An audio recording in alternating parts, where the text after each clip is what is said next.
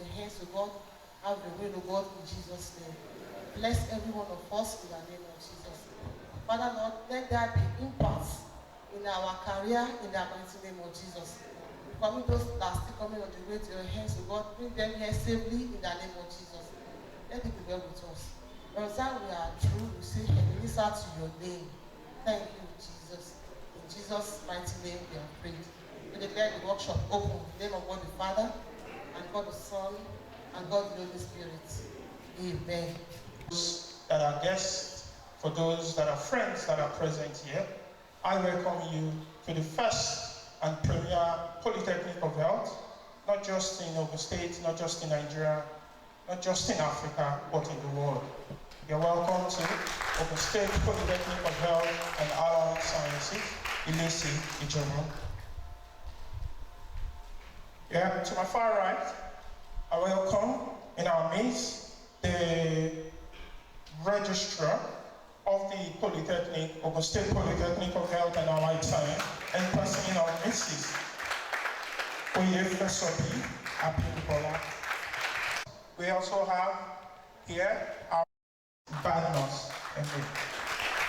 Thank you for joining us now. And on our far left, we have some best Tunde Abiodun. Guest, I have Mr. Taiwo Ogunnowo. Then, still on our invited guest, we have thank you for joining us, sir. And we also have Comrade Asif Moritala. Okay, he's at the back there. I think. All right. So that's some of member of the Governing Council, Ogun State Polytechnic of Allied Science. The Governing Council, we have Dr. Buola Abi. Thank you very much. Still be introducing some of our guests. So we have some of our invited guests present here, and we will need to do the introduction. So we'll be welcoming Comrade Akalawa. A round of applause for him, please, as a celebratory recognition from the Institute of Technology, IDESA, the chairman for SSANIP. We also have Comrade Aziz Shegun Morikala, and I hope he's at the front. Due to Polytechnic Shakade, Federal Polytechnic Ilaru. A round of applause to celebrate. Thank you very much.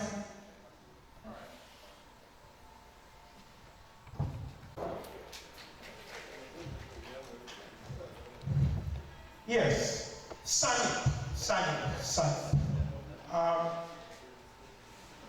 Everyone here, if I may say, a member of Ssanip. For those that do not know what Ssanip is the Senior Staff Association of Nigerian Polytechnics. And here, it is an organization that seeks to the betterment of its members and seeks to the development of its members. It is an association that came into existence in the year 2002, and over the years it has continued to work strong and stand in for its members to seek the betterment of its members. And not just the members, but also to the smooth running of the Polytechnic administration. On this day, we will be having a workshop for the members of Ssanip by the association. I want to say the strength of the association, and you have gotten the association, is brief history of what Ssanip is. Before I call on the chairman of Ssanip, Ogun State Polytechnic. Ssanip began its journey, like I said, in the year 2002. Ssanip of Ssanip, Ogun State Polytechnic of Allied Health and Allied Sciences, Ilese Ijebu, and person of Mr. Chairman, sir, it seems I can't remember your name. Maybe I'll be sacked from here. Or is it? It's going to be comrade. It's going to be no other person. Yeah, comrade Olumide Abiodun. Chairman, sign, please.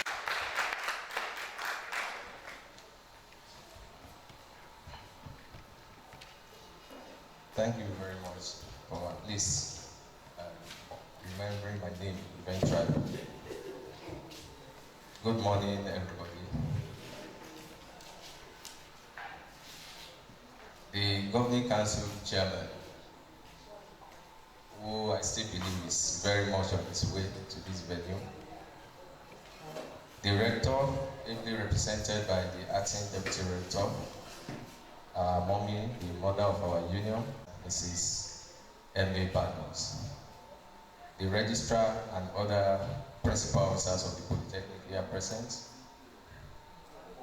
The Deans, our invited guests, our guest lecturers, our great partners, the Ssanip Ogun State Council Chairman, Ssanip Branch Chairman of other polytechnics in the state who are here present, ASUP Chairman of OSPOAS, who I still believe is on his way, because I personally sent an invitation to him, as well as NASU Chairman, Ssanip members across the state, particularly the host institution, members of the Polytechnic community, members of the fourth realm of the estate, distinguished ladies and gentlemen. It gives me the greatest pleasure to address the maiden edition of Ssanip Workshop of the State Polytechnic of Health and Allied Sciences today. First and foremost, I would like to thank the management of our great institution, ably led by the union-friendly rector, Dr.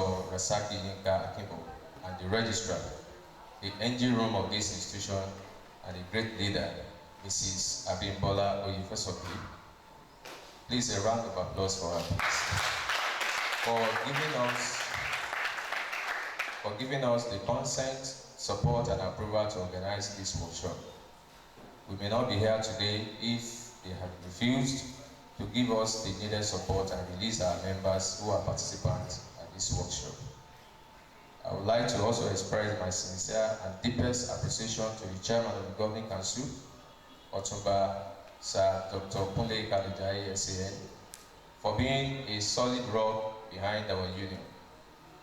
Today is not really a speech-making day, but I must acknowledge the good role he played at the formative stage of our union. In his words to me a year ago, precisely on May 20, 2023, he said, and I quote, "I have made up my mind to leave this Polytechnic better than I met it, and the birth of a vibrant workers' union like your own should be part of our achievements." End of quote. Sir, your wise and elderly counsel at any point in time, and your wise counsel all the time were never rejected, and it's a reason why we are here today. Thank you very much, sir. I must also appreciate my executive committee and every Ssanip member for believing in this movement and for standing by me very strongly, despite some hiccups at the beginning. Some of the results are still very much with us, but we remain resolute. Unknown to some people, those factors are indeed making us stronger by the day. The business of pioneering a union in a tertiary institution is indeed a big task, but I thank you all for standing by me and having faith in my leadership. Our great partner, Odyssey Limited, thank you. We shall continue to partner for success. Similarly, TASU Technology Incubation Hub, TTI Hub, I thank you immensely for sharing our vision to organize this workshop. I thank the Vice Chancellor, Professor Oluwole Banjo, under whose administration TTI Hub is thriving and doing wonders. The management and staff of TTI Hub, most especially my dear boss, Mr. Feoluwa Bisoya. Mr. Taiwo Onowo, and others who are too numerous to mention, I thank you all. You have shown me love and demonstrated that I am your product, and I was part of you at some point. Indeed, I am very grateful. Our distinguished resource persons, starting from Mr. B.B. Olubeson, thank you for taking time out of your busy schedule to honor our invitation. When we conceptualized this workshop, we thought of who is the right person to take the lead paper because of our evolving situation here as a polytechnic, and no other person comes to mind than you. The singular reason is that you have had the privilege to have worked as a registrar of 3 different polytechnics in Nigeria. While we consider that as a rare privilege and grace from Almighty God, we do not only want to clap for you, sir, not minding our change of time. Our Information and Communication Technologies Guru, Dr. Ademola Adenubi, the man I refer to as a mobile all the time, put that into good use, put the knowledge into good use. Last but not least, a woman rights activist and a dogged union leader, Comrade Adekunle Babatunde Talabi. Thank you as well. I have no doubt in your ability to school us on what unionism is all about today. Thank you for making it here. To dear participants within and outside, I thank God for a journey mercy to this venue and wish you a safe trip back to your respective destinations.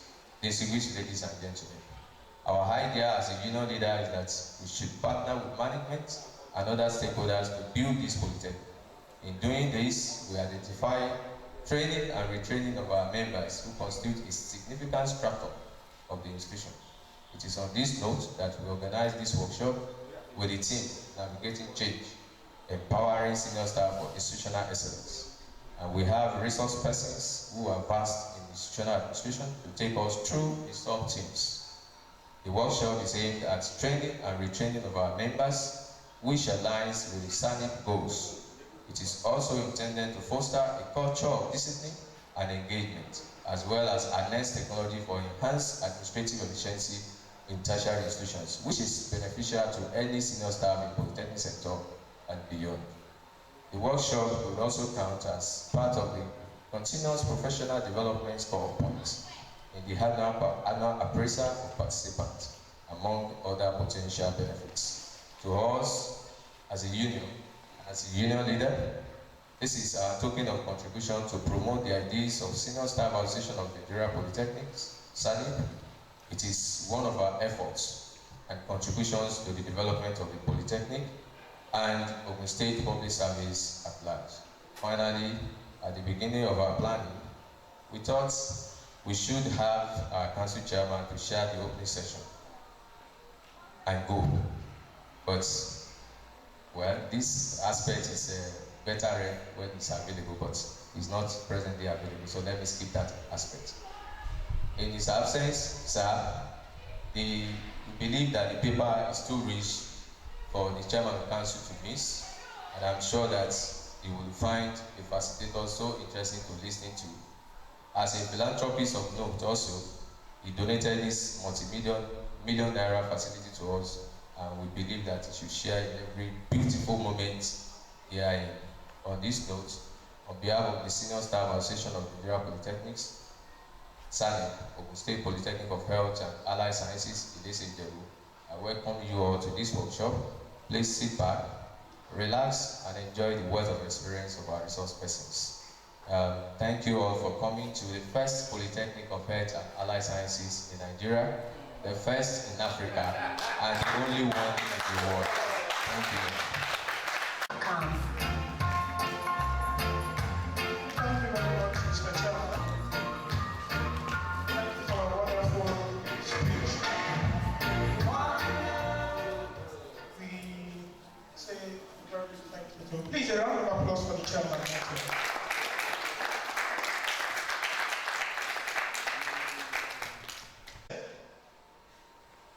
An association that is aiming to the training and retraining of its members to foster a culture of discipline and engagement to see to the development and the effective running of the Polytechnic, their workplace.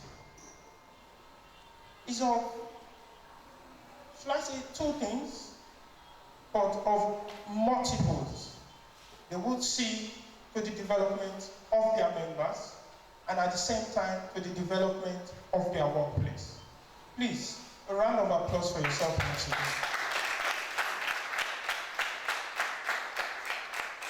On this note, permit me to welcome in absentia for the Rector's keynote address, which will be carried out by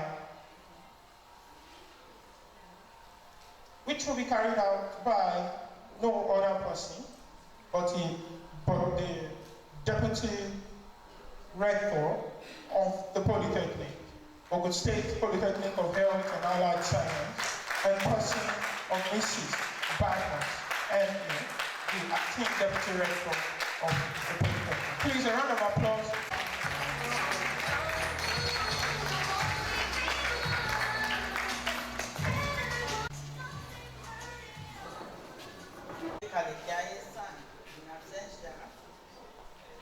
The Rector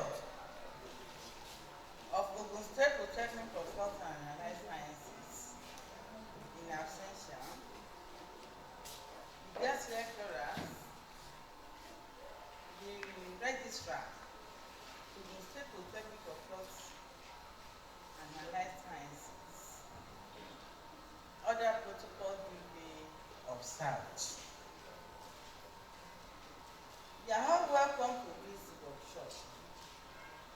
I felicitate with the Ssanip on this deserving occasion. It should be noted that this workshop shall give the participants the opportunity of exchanging ideas and fields. This type of workshop and training is very needed at this particular time in our institution and at the country at large because of insecurity and banditry. The workshop shall also provide opportunity for change of behavior and work ethics, and I believe a lot shall be gained from this workshop, because we are going to tap the experience from the experts. So by the time we are giving training, we are going to gain a lot from it. The workshop is for non-academic staff on how to tackle with their works and other things in the technique. I believe the participants will listen carefully and make sure they gain a lot. Once again, you are all welcome to the workshop, and I wish you all to be active participants. One of the most peaceful Polytechnic, or should I say one of the most peaceful institutions in the world. So, how gentle and calm she is from her speech, our institution. Please, a round of applause for the Deputy Rector. As you have charged everyone to pay attention and the development of oneself, and also want to charge that we uphold what she has. We call the Polytechnic so well. She has to find a lasting solution to most of the problems being presented to her. No other person than Mrs. Oyeko Abimbola, our opening registrar of the Polytechnic.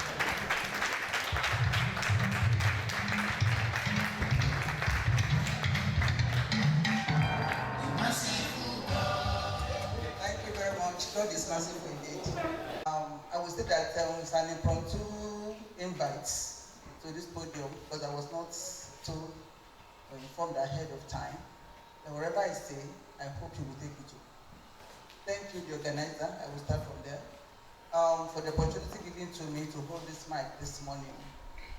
Mr. Chairman in absentia, the rector in absentia, and I actually want to render an apology on his behalf. Not that he didn't want to be part of us, but to the Polytechnic community, we all know why he's not here. We only pray that God in his mercy will continue to guide and be with him and console him adequately. And very soon, we are expecting back on campus. The deputy rector, here seated, the acting bursar of the Polytechnic, the librarian in absentia, council members here present, invited guests, particularly our guest lecturers. I know you are full of experiences in your field, and I am sure you will deliver to us. Comrades from other institutions, among whom I've seen my boy, Comrade Abiodun. I know you know to be late to guide him, and I am not disappointed when you came anyway. You are most welcome. Mr. Wilkerson, yes, you are very welcome to this gathering.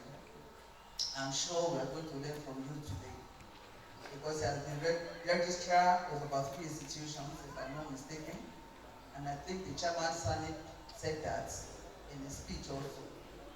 So, and to deans and directors, and also to the chairman and the executive of Ssanip, and the deputy rector was during the speech of the rector, that it is my delight.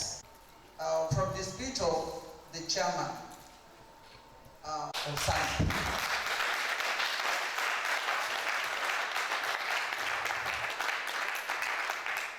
Thank you for your applause. While trying to find out why, I got to know that the number of senior staff we have was not adequate to have Ssanip as at that time. But to God be the glory, between 2019 that I joined this institution and today, we have quite a number of us. Geometrically, and that is why Comrade Olumide Abiodun, without the singular efforts of both the past and present management, we may not have it as departments. He has actually done well to engage and employ who, since he joined in 2022, we are the administrator of a tertiary institution. Our primary aim is to follow due process, so that whatever we put on ground will have a very solid footing, that will not have any hanky-panky whatsoever. And I thank the chairman for intervention. I thank Olumide Abiodun for listening, and I thank my humble self for giving the opportunity to do it.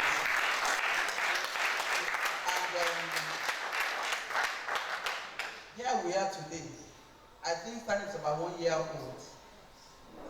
Yet to be 1 year old, then if I want to go by my own record, you are not 1 year, but I remember the struggle started around this time, May last year.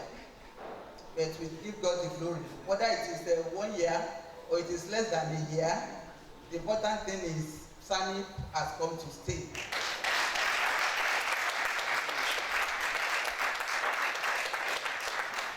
And from my own experience, I was once a comrade. I was PRO Ssanip when I was growing in my career at Moshood Polytechnics. So I see no reason why I will be against Ssanip being established anywhere. So on that note, I want to say that Ssanip is the most gentle, humble, respected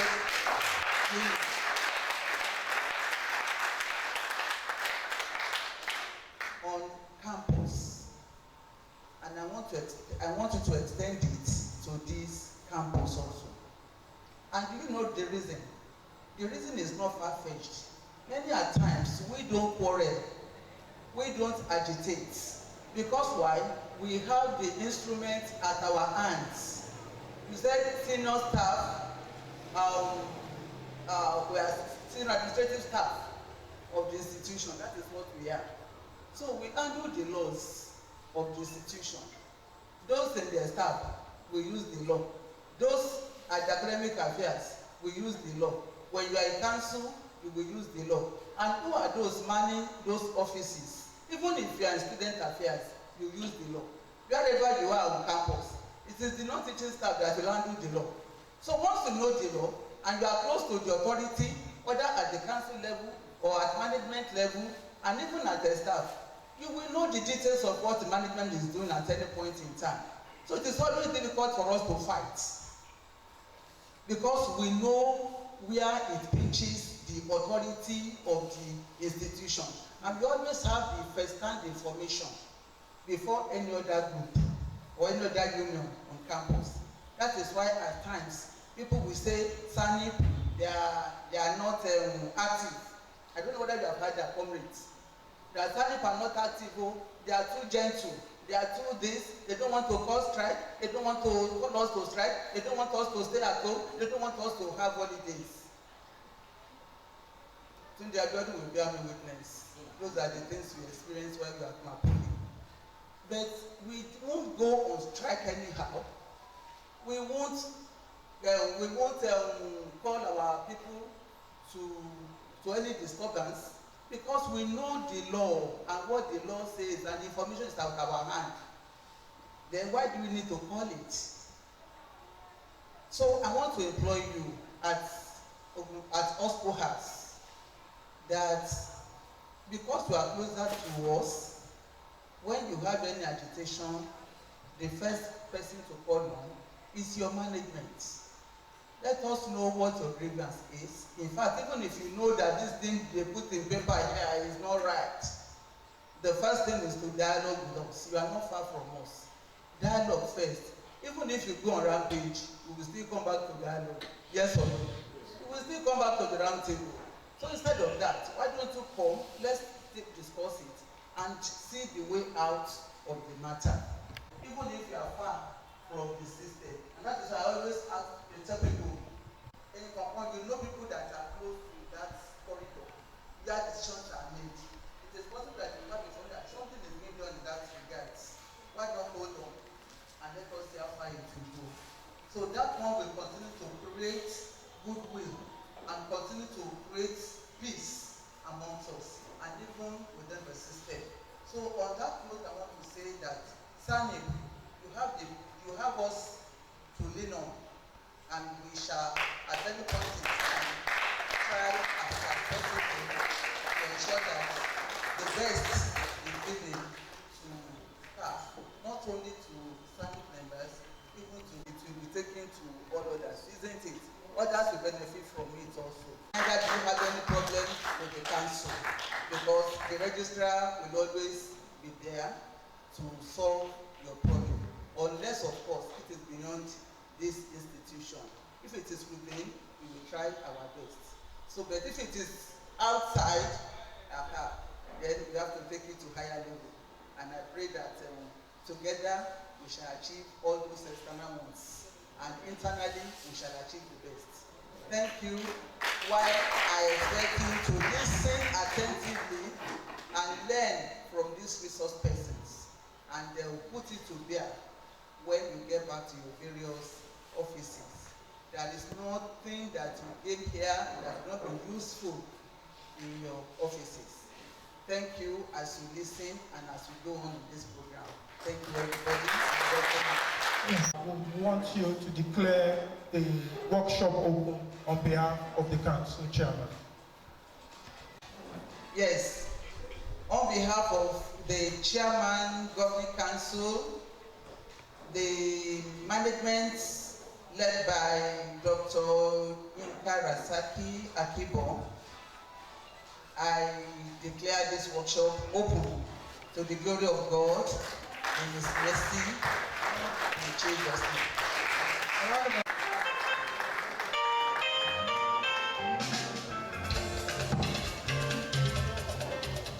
Please, a big round of applause for the registrar once again.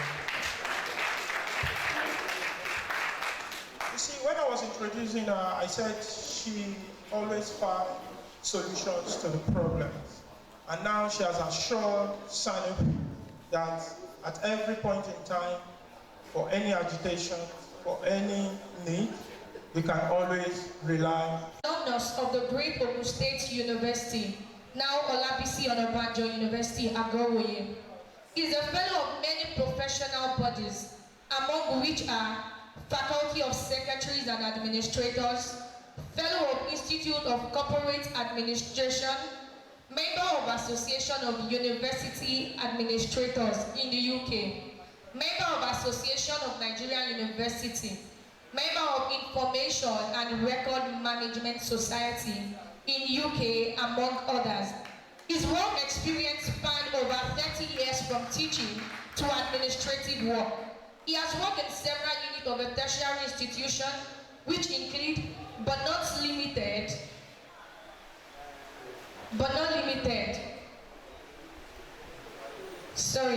to examination records, Office of the Provost, Student Affairs Establishment Division, Center of Gender and Human Rights, Media and Corporate Relations, and Office of the Vice Chancellor, among others.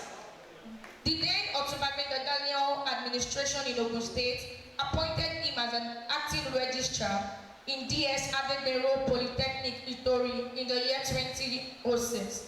Similarly, he was appointed as acting registrar of the Ogun State Institute of Technology, Igbesa, where he recorded the following achievements among others: service training of registry staff at all levels on ethics, filing, system and referencing, organizational structure and committee, recommendation and attendance of staffs to conference, introduction of reference number on letters of ease and access, restructuring the registry and for enhanced performance, creation of protocol units, organization of first combined convocation and 11th anniversary ceremonies, creation of extended management, creation of Polytechnic Results Vetting Committee, first ever Unitech Rectors Award, and staff booking. Staff files either to advertise, numbering, and bad handling missing documents were corrected and stored appropriately. Improved dress code, among others. Odubeso Babatunde Bamidele has attended numerous annual lectures, seminars, workshops, and conferences within and outside the country, prominent which are Conference of the University of Leicester in London, Institute of Continuing and Distance Education, University of Ghana, and a workshop held in Kent State University on the 25th of July 2017, and to mention a few. Odubeso Babatunde Bamidele has the ability to motivate staff to achieve work targets, also in view in other development of innate skills. His hobbies are reading, playing lawn tennis, badminton, and traveling. He is happily married with children. Ladies and gentlemen, I present to you the first lecturer of today's workshop. And this is no other person but Odubeso Babatunde Bamidele. I think he wants a round of applause and a standing ovation because we have a big fish in our midst today. Distinguished ladies and gentlemen, management and extended management staff, I wish to state that your encouragement and vision that the best practice be maintained through this reorientation program of senior non-teaching staff is quite commendable. The hosting of this program will bring the Polytechnic up to speed with best practices and the trending practice in academic excellence, institutional integrity, and administrative vibrancy, which will hopefully be instituted. I said hopefully will be instituted because I could not just turn down Olumide Abiodun's invitation to come and deliver a lecture at this kind of forum. More so, I'm connected somehow to the registrar and to some other people here. I just felt, okay, I only came to this institution once, it will be an opportunity to come again. Why I said hopefully will be instituted is the fact that nearly all the workshops I've attended, it appears to me that it is only me that has, kept moving or trying to practicalize what I actually saw. Immediately I came here, I remembered one of the conferences I had in the UK. This is the exact setting. It makes you relaxed and, have an avenue to jot down some points. So that is why I said hopefully. I want you as being the first allied polytechnic, health and allied sciences polytechnic in Ogun State, Nigeria, and in Africa. I think you mentioned the word too. Yes. You're only trying to pull me into a fight. Because we use formula 1282. But I won't join you in the fight now. Yes. So I also want to please also recognize my registrar, Mr. Oladapo Sunday, who graciously permitted that I attend and excuse me from my duties today. I pray that whatever we do here will also have its impact on our work schedule and on the Polytechnic at large. And again, it is unusual for unions, comrades to organize a workshop to improve the status of colleagues. What is generally known of them is aluta. But you have tried to show publicly now, like others do, to correct that impression that everything about Ssanip is about fighting for welfare. It's about disorganizing management. It is about work to rule. So with this workshop, I want to sincerely appreciate Ssanip Expo, Ogun State Polytechnic of Health and Allied Sciences for a good job, well done. I also want to recognize all the comrades from other institutions here present. Particularly, I recognize Comrade Aka from Ogun State Institute of Technology in Igesa. During my crisis as registrar too. So some of them, like he is one of them too, they stood firmly behind the truth. I want to recognize him and recognize other comrades here who stand for the truth. I also want to join my sister, the registrar, here to appreciate her for the good work that she has been doing and the unity she has been able to forge. When I came in, the ushers, particularly the secretary, who I used to know at the UBA Bank, welcomed me back, and I know that I'm going to be here for a good while to churn out what I have for you. Let me go straight because we have spent so much time addressing so many other things, and time is fast spent. My impression about this workshop is that the organizers are interested in administrative effectiveness and efficiency. They also want to train for growth and development, improvement in the established purposes.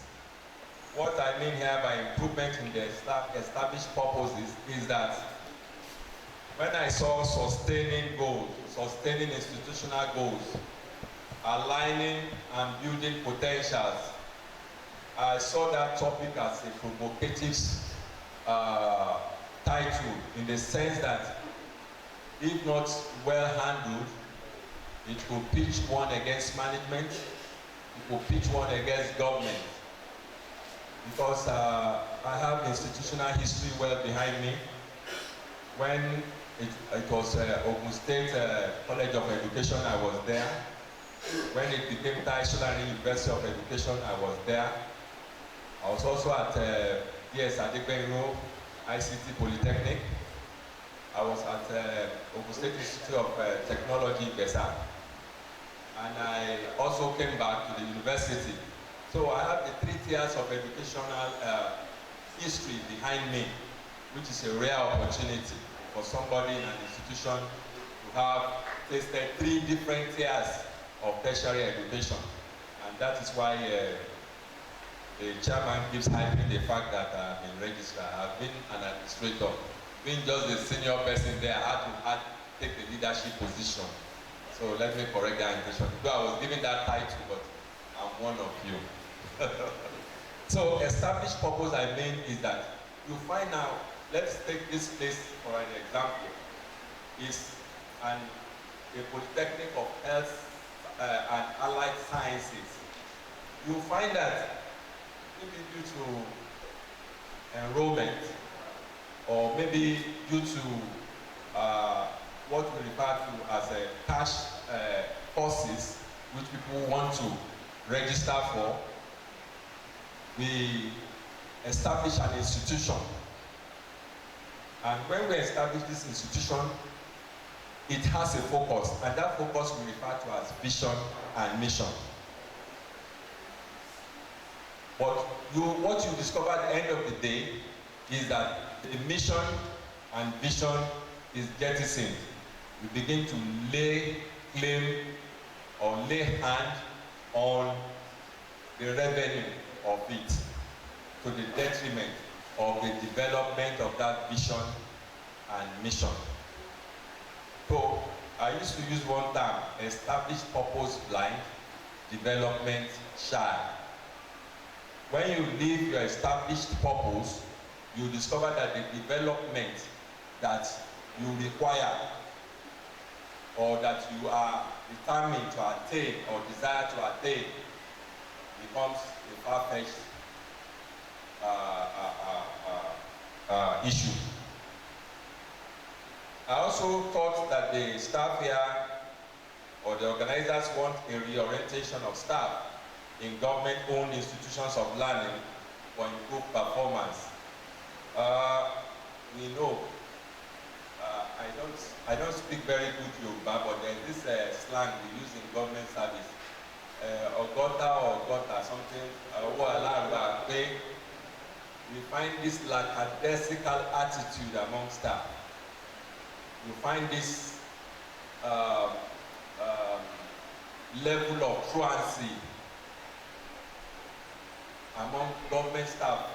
You don't find this in private institutions or in private organizations, but you find that we like truancy, and I feel that it's one of the things as a new institution, not new in that sense, but as being newly crowned a Polytechnic, you may want to change all this pattern. Support for growth dynamics, disciplined work ethics, integrity and accountability, and lastly, service delivery. I want to refer to the former head of the civil service, Mr. Stephen Orosai.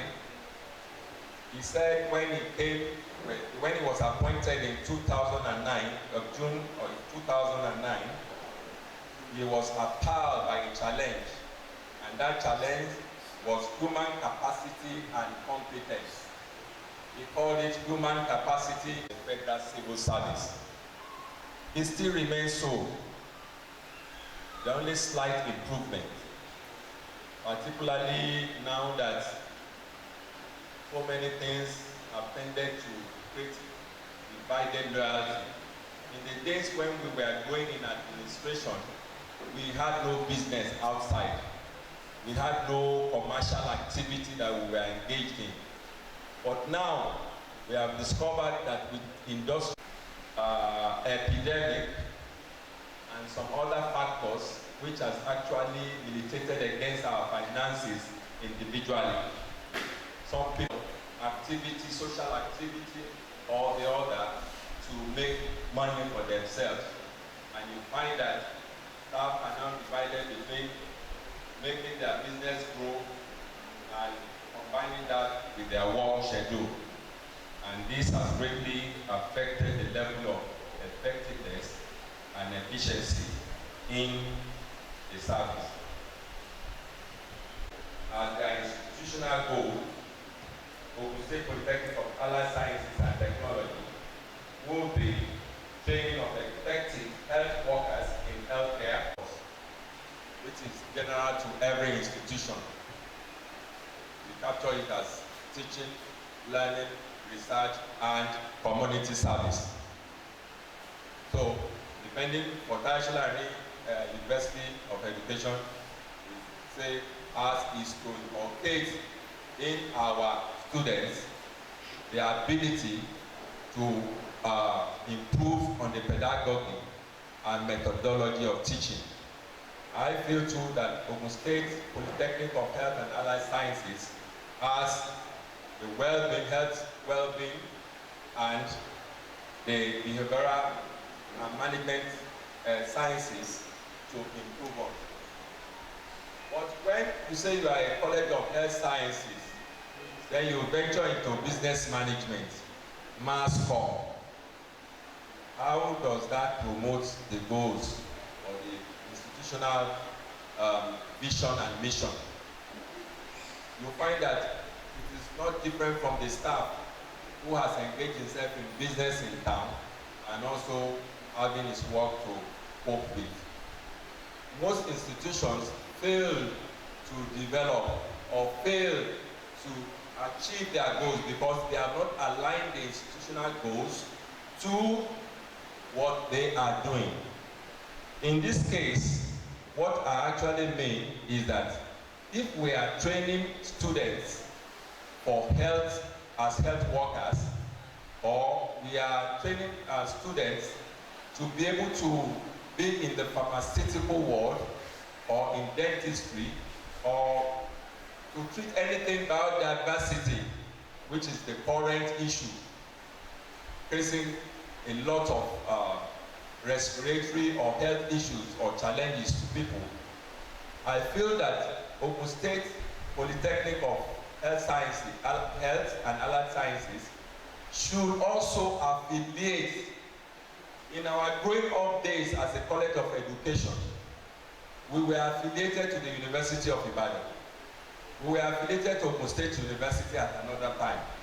At another period of time, when we wanted BTech, we were also affiliated to Akomba Akoko. I've forgotten his name now, but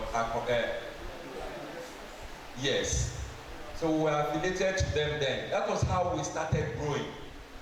Now for Ogun State Polytechnic of Health and Allied Sciences, what I would have loved is that we align with any of these pharmaceutical companies, any of these health boards, any of these international organizations that promote health, and we'll discover that the issue of us at any time going cap in hand to government to seek for funds will be reduced. Because in trying to know what their demands are when I was at Ogun State, what's it now? Ogun State Institute of Technology, Besa, we had this free trade zone beside us. I told management then that why don't you let us, affiliate with the free trade zone. Some of the things we do in civil engineering, or we do in mechanical engineering, or in electrical engineering, we can have a marketable. The products I mean first is that our graduates, when they went for their scholarship, is different. We are lagging behind when it comes to bringing them up to speed. Air defense system. They now know that that same system is no longer to protect their country. Skills of both staff, both teaching staff and non-teaching staff, can be brought in when they affiliate with others and there's an exchange of knowledge. And by so doing, we will have institutional development. Strategic goals of senior staff to 14. Is that correct, Deputy Registrar? 15. I thought the registrar is on consolidated 15. Yes. Okay, so it stops at 15. Okay, good. Yes. So, I am sure they are here. Our goal, like the registrar said in an impromptu speech, is that all the rules and regulations, who are the custodians? It's we, the administrators. We are the custodians. There is a part of the condition of service where it states that where there is any issue of interpretation, the registrar will provide the interpretation. And for every administrator in any of the schools or departments, they are also registrars. They are there at the behest of the registrar. Whatever they do there, they are doing it on behalf of the registrar. So, my first role for senior staff, as I have noted here, is to interpret and implement the vision and mission of the Polytechnic to the letter. But do we even know what the vision and mission goals of this institution is? We don't know. At the point of recruitment, they just took us, you have been employed, go to academic affairs office. No training on the thing you do in academic affairs office. No training to know, okay, as an institution, this is our goal, and this is how we want to achieve it. We want it to be student-friendly. We want it to be persuasive. We want us that when we see our students dress, when I was in America, we were at a birthday party and somebody collapsed. The next thing I saw was they called 911, I think, and then 2 fire brigade vehicles came, and then your Shubu, the fire brigade in bed. But when they came down, doctors, nurses, and fire brigade, they had a team of persons who could cater for any aspect of the assignment. And I was told that if they were incapable of handling that assignment, there was 2 others on standby that would be called to that scene. The next thing I saw, they were throwing out the stretcher from the firefighting vehicle, and I said, so firefighting vehicle have nurses and doctors attached to them. They are dressing and everything. You find that you want to align with them, but we don't do such things. Once we employ people, the first thing is to make them understand the vision and goal. Because we are salesmen, as administrators, we are salesmen. We are supposed to be the one promoting this institution anywhere, in our attitude, in our speech, and in our actions. We are salesmen, and that is why we must know why we are here. But no form of training, no form of education, no form of enlightenment to the staff on what these goals are and how best to achieve them.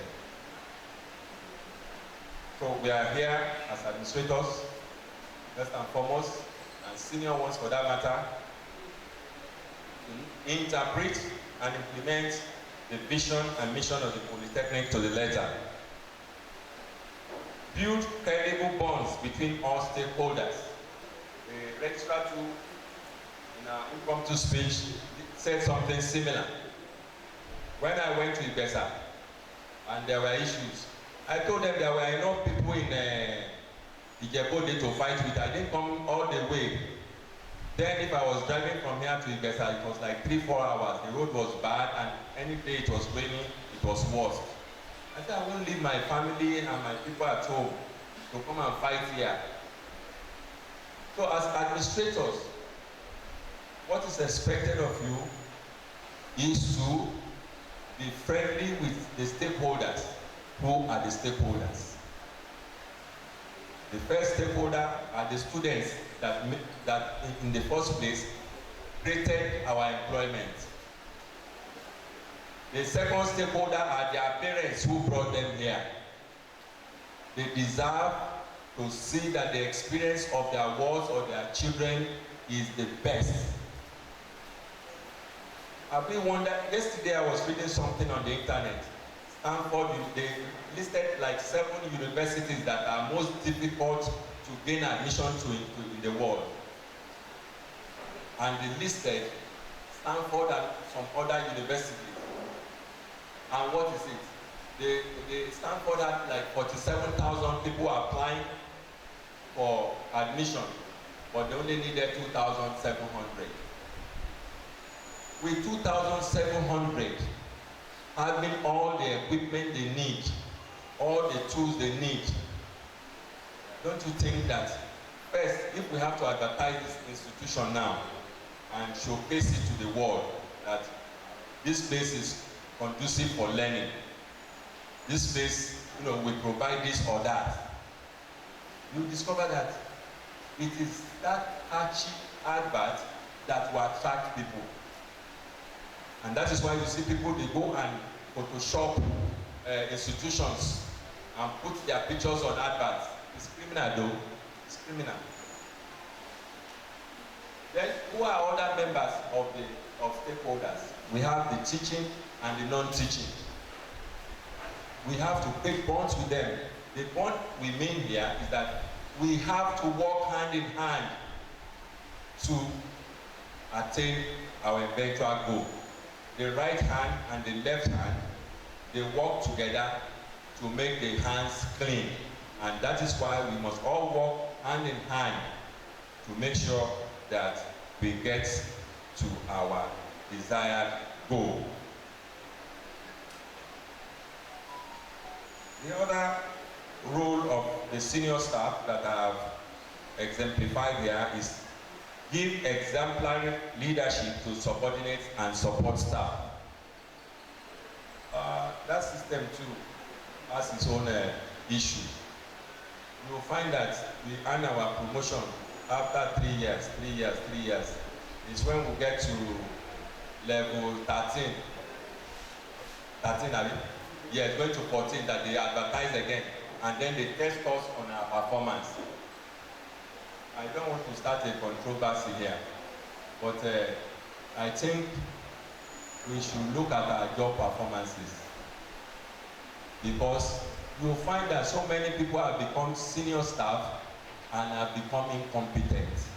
They have been promoted beyond their level of competence. And so how do you give exemplary leadership to your subordinates when you first do not know the work? Somebody was invited at one time to give a lecture on a memo. The person came and said internal and external memo. I said, why not let us even understand the internal one first? This external one that is foreign to me. You are giving me headache. So I used the opportunity. Somebody who had just earned his conversion from clerical cadre to registry cadre. He said, I want your match orientation of my home. I said, okay, let's start here. Let's start where we are seated now. I said, give me 5 features of the memo. While being a clerical officer, he must have handled memo for like say 10 or 12 years before he converted. Meanwhile, if I told him that I saw a lady, he will ask me, is it black or blue or red? Is it tall or short? So if a memo has been coming on your table, like I told my clerical officer, who is new to me, I said, look, anytime a memo comes to you, read through.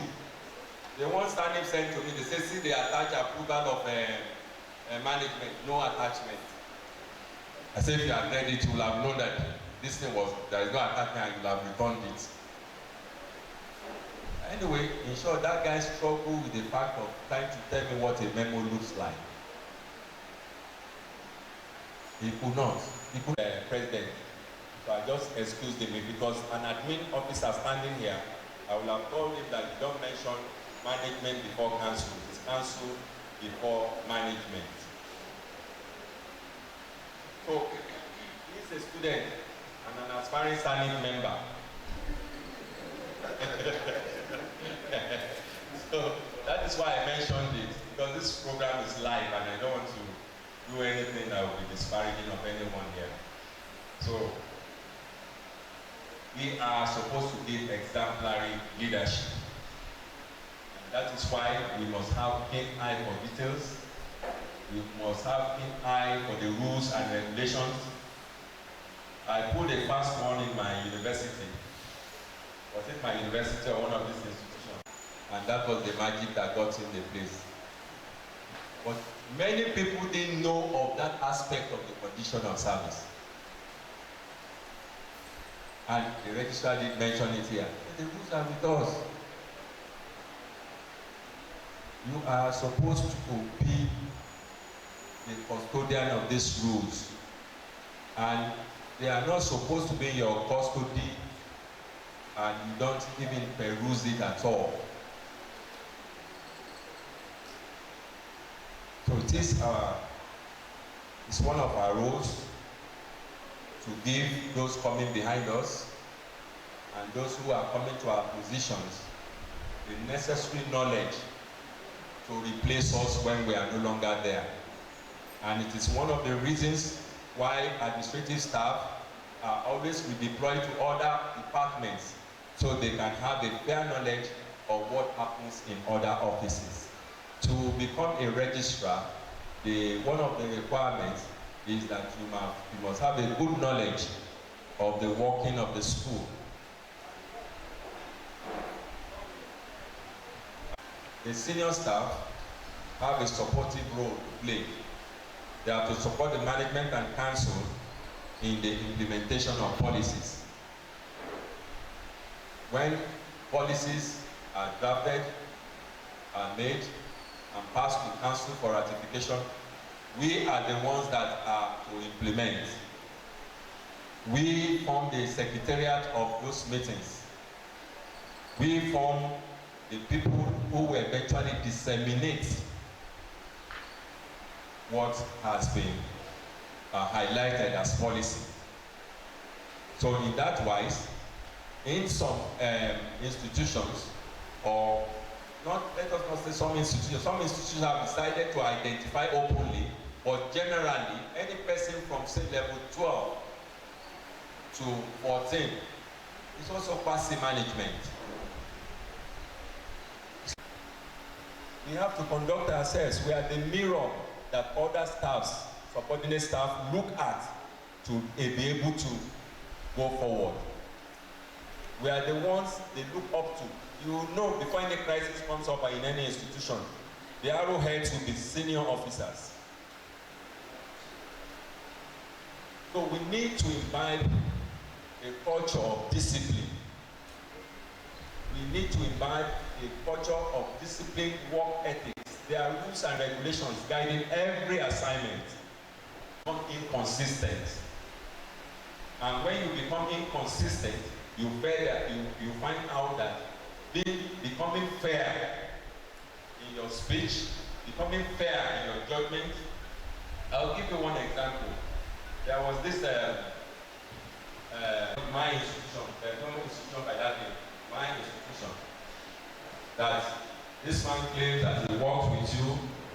what does this record state?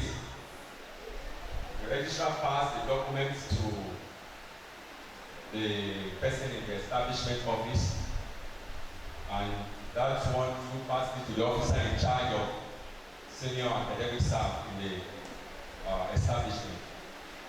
So that one wrote that day, and he was angry. Why will such a thing happen? Why can he owe us 10,000 all these days and he has not paid? I said, registrar, what is the cause of anger? He said, this man is owing, and his institution wants him to be cleared now, and we can't clear him. I said, okay, let us go to the records, sir. We went to the records. We discovered that at the point where he was living, the bursar of that new institution had written that this person's outstanding in any form will be remediated by that institution. But nobody followed up that letter, and nothing came up from that bursar of that institution. Now they are about writing to that institution that is owing 10,000. I say, why do you do this to an old man? Look at his picture. Look at his age. Look at the height he has attained. He is now a professor. That 10,000, he can pay it. Why don't we call him on hold?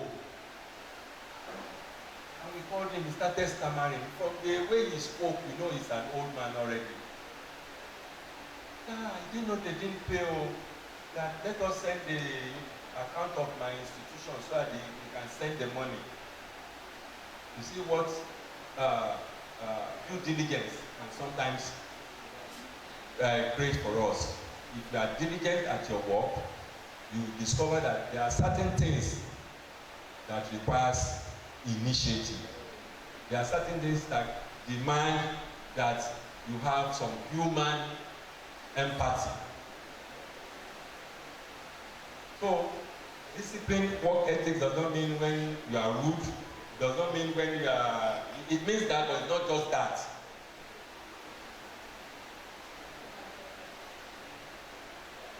And it is a lack of understanding and good knowledge of what you are supposed to do.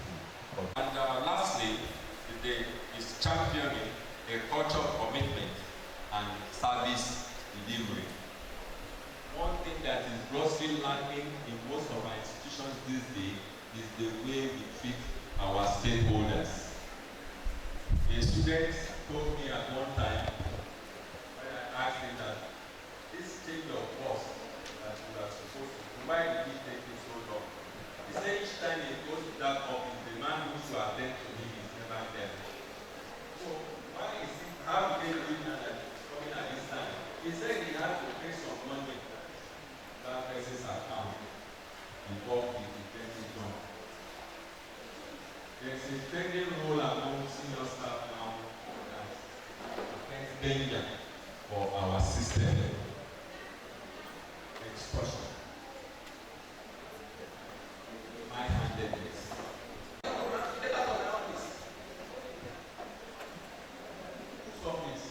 Office that you just spend how many hours there.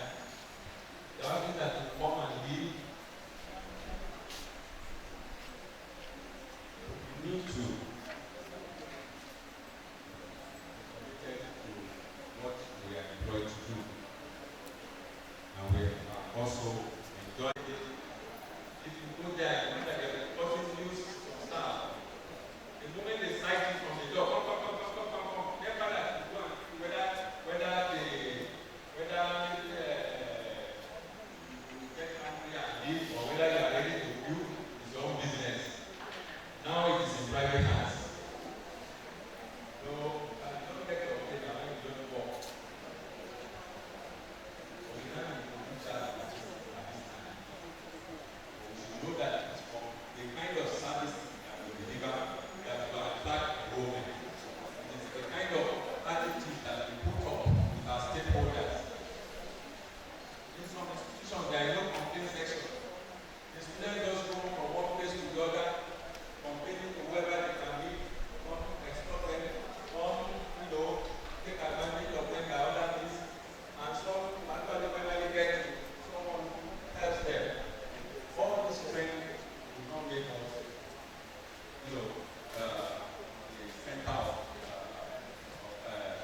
attention, but positive attention again.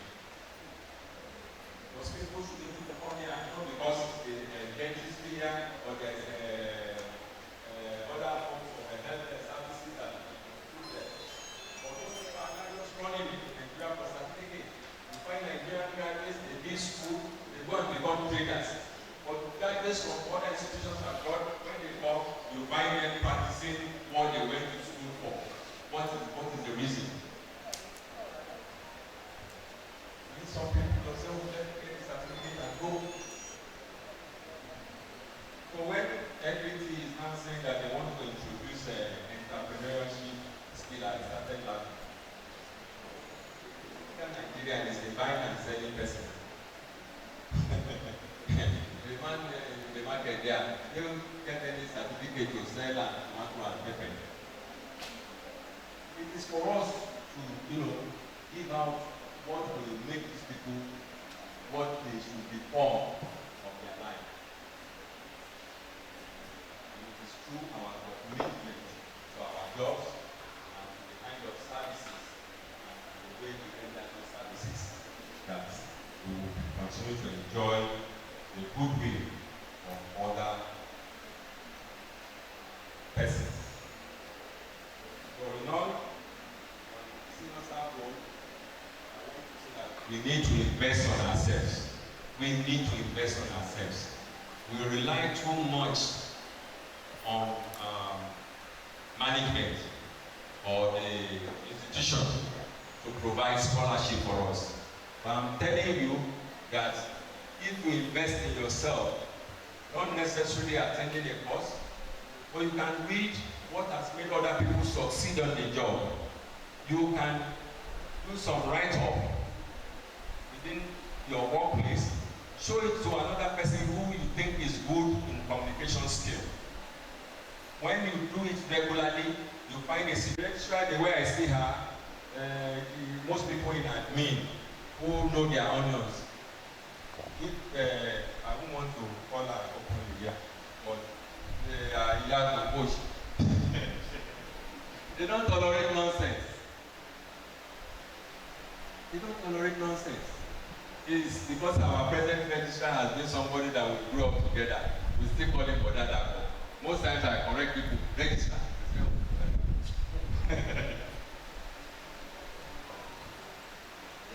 You will find a situation whereby he motivation and instituted reward system. We are always quick to punish those who do evil or who are indisciplined.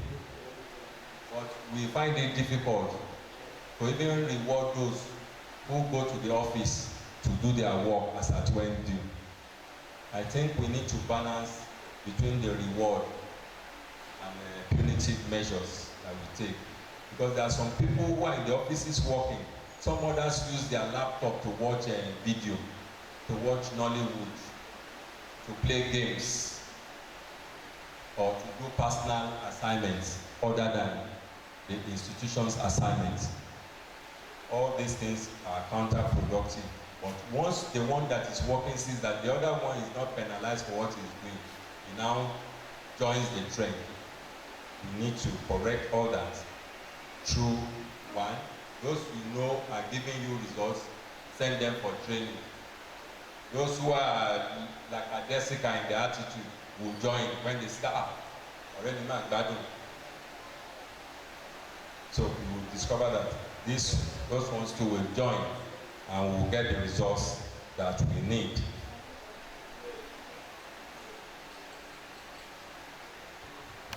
We need as management to have long-term development plans. And lastly, today we still receive letters informing about the development they are quota to. But that too is dependent on that service delivery I was telling you about. Because as at the time I was growing up, my father said I was stubborn. If not, I would have been in Trinity College, Dublin. He said he won't go and showcase a stubborn boy there. You know, parents of those days were disciplinarians. What am I saying? You discover that this is the way we treat these students while they are here that will make them ready when they are ministers, ambassadors, or MDs of company, that will make them ready to come to So, but once for everything they want, go and pay social amount. Have an alumni register. Make sure that from time to time we are in contact with them, and we use it as a bait to secure employment for those coming behind them. Because some of them will now be highly placed, and they will be ready to encourage anybody from the departments they left here to enjoy the benefits of having a job immediately after their National Youth Service Corps. Building potentials. In building the potentials of senior staff of the Ogun State Polytechnic of Health and Allied Sciences, the Council and Management, I wish to suggest you consider the following recruitment policy.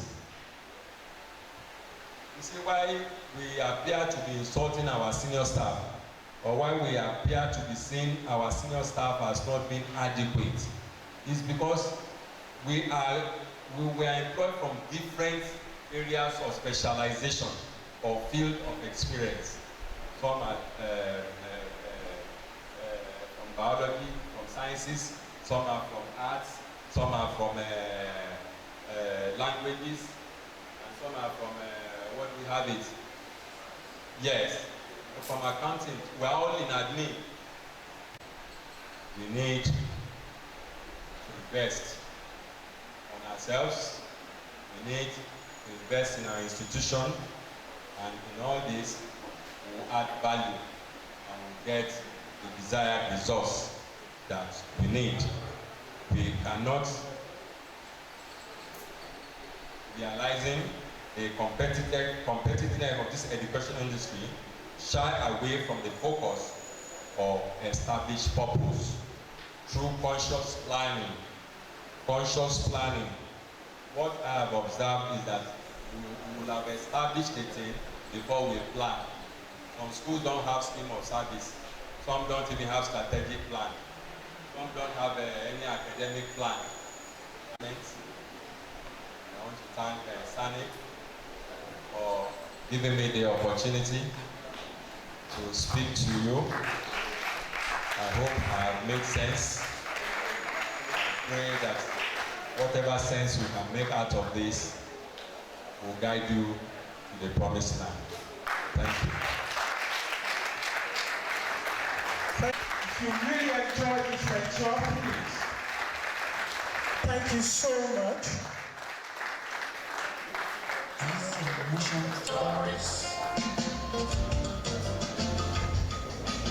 Thank you so much, Mr. Baba. Today, Odubes truly done justice to this topic.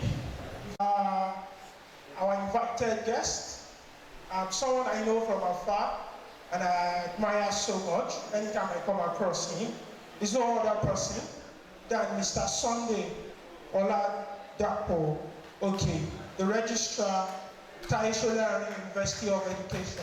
Thank you so much, sir. Moving forward, we'll be calling on Mr. Tunde Abiodun, the Repertoire for the Great Ssanip. Let me start from here.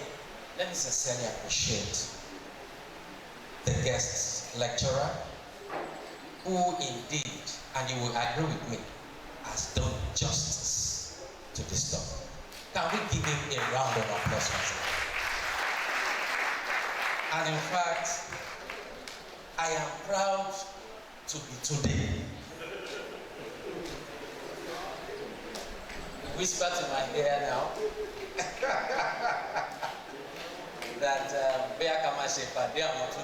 and the fact is that on that roll and the second one you will find three Tundes there.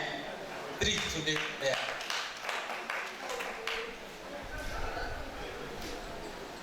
And in fact, if you are one, I congratulate you.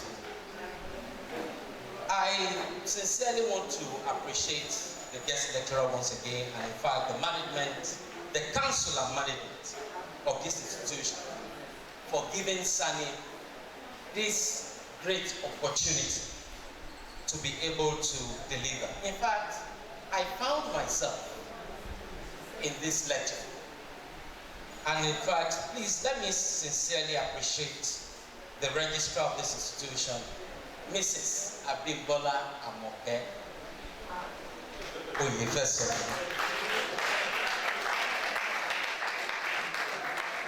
You know, this is somebody that trained me. She trained me. In fact, I got my appointment letter from her. In fact, I served as a PA. And let me say this. I recall the day she told me to write a memo. And when she saw that memo, she was so annoyed that she threw that memo from her seat. I went to pick it outside the office. But it was a learning process. I got a message. And that was the last time I wrote such a stupid, a very foolish memo. I sincerely appreciate it. While on my seat, the chairman of Ssanip, of this institution, actually pleaded with me that I should of this institution should give the chairman and his exco a commendation letter for this wonderful workshop. If not for anything, for the fact that they have been able to save the institution so much money. Because if you have to send these officers for training of this nature, I know how much that will cost the institution. But let us go straight into the business. I have to perform my role as a rapporteur. The guest lecturer actually spoke about the role of the effective role of senior staff in an institution like this. And he spoke about training for growth. In fact, he expressed concern about the fact that institutions are now replacing or are now focusing more on revenue rather than the vision and the mission of the institution. And in fact, he spoke about the key elements which has to do with the role of tertiary institution, the role of senior staff, non-teaching particularly, the institutional development, the building potential. He spoke about the institutional goals and the need for affiliation. The need for affiliation. Well, he spoke extensively about the fact that we are salesmen. And in fact, we are. And while talking about the strategic roles of senior staff in the institution, he spoke about building credible bonds between stakeholders. And in fact, the point he mentioned, the attitude of staff to students. Students are major stakeholders. I will share a little experience. At the point I was posted to the School of Business and Management Studies.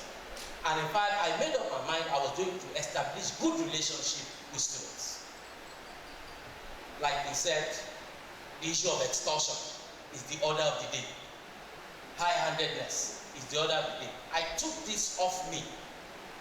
And at the end of the day, by the time I left that school, a lot of students looked for me to appreciate me. I see them as the future.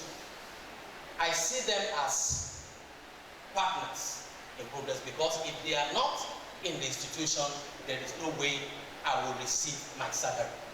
And in fact, I treat them as customers. I treat them as customers. And like I say, customers.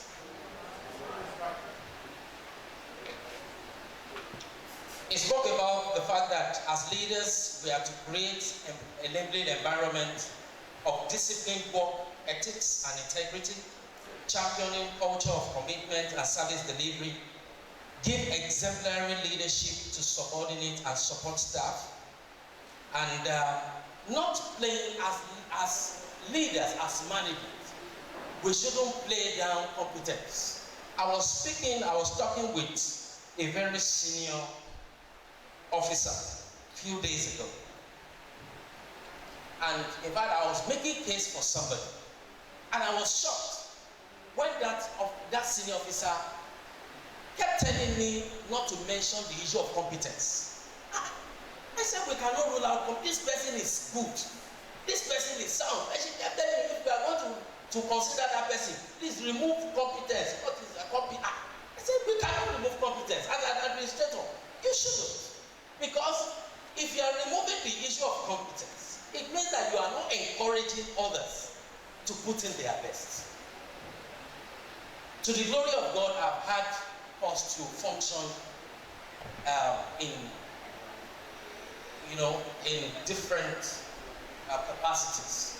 In fact, at the point I was appointed as the procurement officer, the management scribe, and the tech front desk officer. The same time.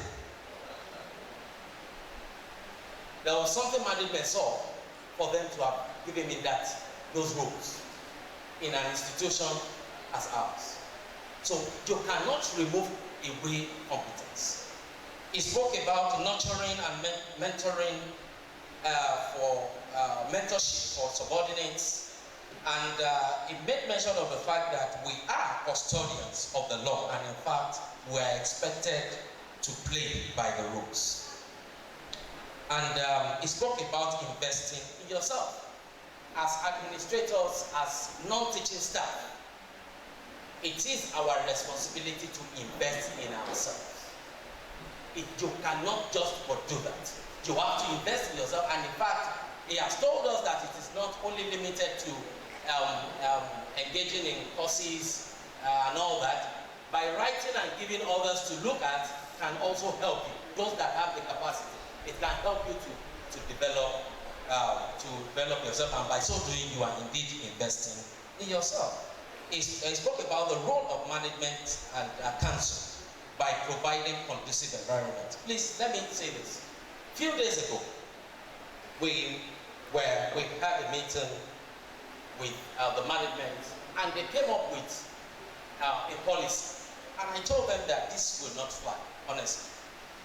That as unions, we are going to resist, and we are going to reject this kind of policy. I said, rather than do that, provide good working environment, conducive working environment.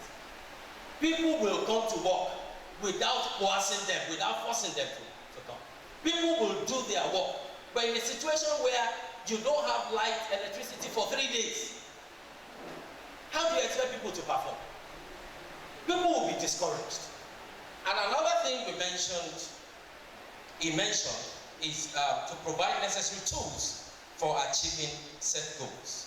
He spoke about empowering staff through training, just like we are doing, and motivation.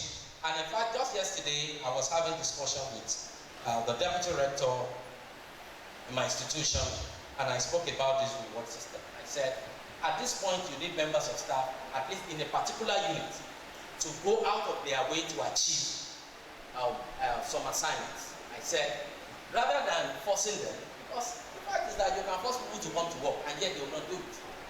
I said, why don't you introduce a reward system, incentive? I said, you'll be glad and you'll be willing to do it.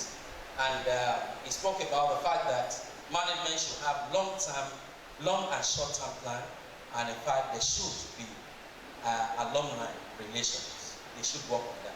I think they bid not to exceed the 3 minutes that the chairman, Ssanip,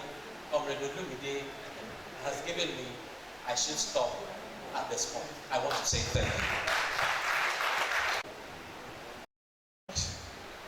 Mr. Babatunde Odubeston, once again for a wonderful lecture given, and also thank Mr. Tunde Abiodun for a very lovely review. See, when he was talking this time, I picked about something, the reward. See, when there is reward for excellence, it's not just motivates people to do better, it actually makes them do better. And Ssanip Oscoa's chapter, I think I want to speak your mind now. That we plead with the registrar to help communicate, and the members of the council present, to help communicate with the management and the council that in Oswald we love to have directors award, where there would be a reward for excellence by the senior staff or the staff of this institution. So if you are in support, let me hear. We are not in the house. We'll do it. If you are in support, let's say hi. Those not in support, say nay. The eyes have it. All right. The registrar Oswald would like to give a review on this topic as a guest lecturer has given an interesting and it has captivated everyone, and the reasoning for the registrar to say one or two. Please, Mark, step forward. Goes to Mr. Tunde Odubeson, and I think by extension, I want to say that I am equally Tunde. My silent name is Omotunde, and which means by extension, I am one of them. So which means the Tundes are actually there to give it out to you at all times. Please keep it up. The Tundes, I don't know the third Tunde there. Yeah. Okay. So we will soon hear from you. Thank you so very much for the wonderful presentation and your words of encouragement and even the assignments you are giving to council and the management. I just want to put on record that some of the things you have told us here this afternoon are things that we have been talking about, and I want to believe that some of us that are here, or the registry staff that are here particularly, will bear with me that these are the things I kept hammering to them. And now that we are hearing it from an outsider, and your colleague, and my colleague, maybe it will sink better, and you will know that it is the right thing to do at all times. I don't want to repeat the word of the rapporteur. He has done it well. He has captured all. I just believe, because as I sat down there, I was putting some things down because I don't want to lose sight of all that you say, particularly as it affects the management and council. Just want to let you know that it is not as if the management of this institution are not up and doing as to some of these things. We too, we are looking at having what we call affiliation. Already we have one affiliation, and yet we are still aspiring to have more. And now we want to leave the national, we want to go international to collaborate, because we have realized that the IGR we have is not enough for us. If you look around, most institutions are instead we are buying and selling, yes. But at this institution, I think we are yet to have water factory. We are yet to have bakery. We are yet to have cement factory as being done in other places. Not that we don't want to, but we are thinking we should do something different from what others are doing to generate more funds. Because we don't want to have issues with people, the traders around us who want to take their business from them, because they are the ones sponsoring our students. And by the time we take over their businesses, then how will they get money to fund these children education?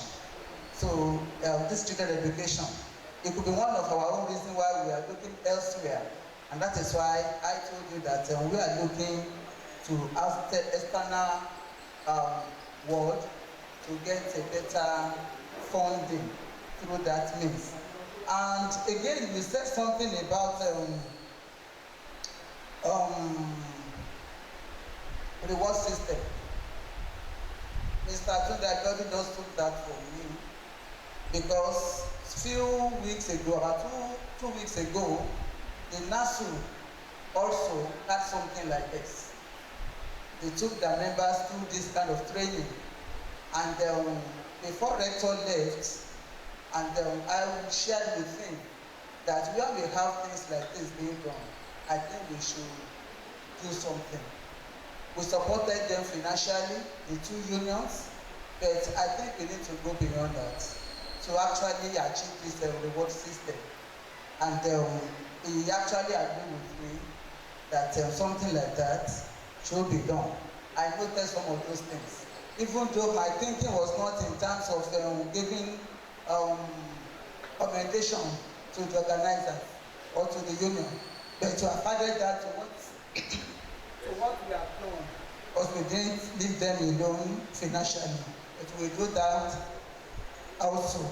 I can assure you that.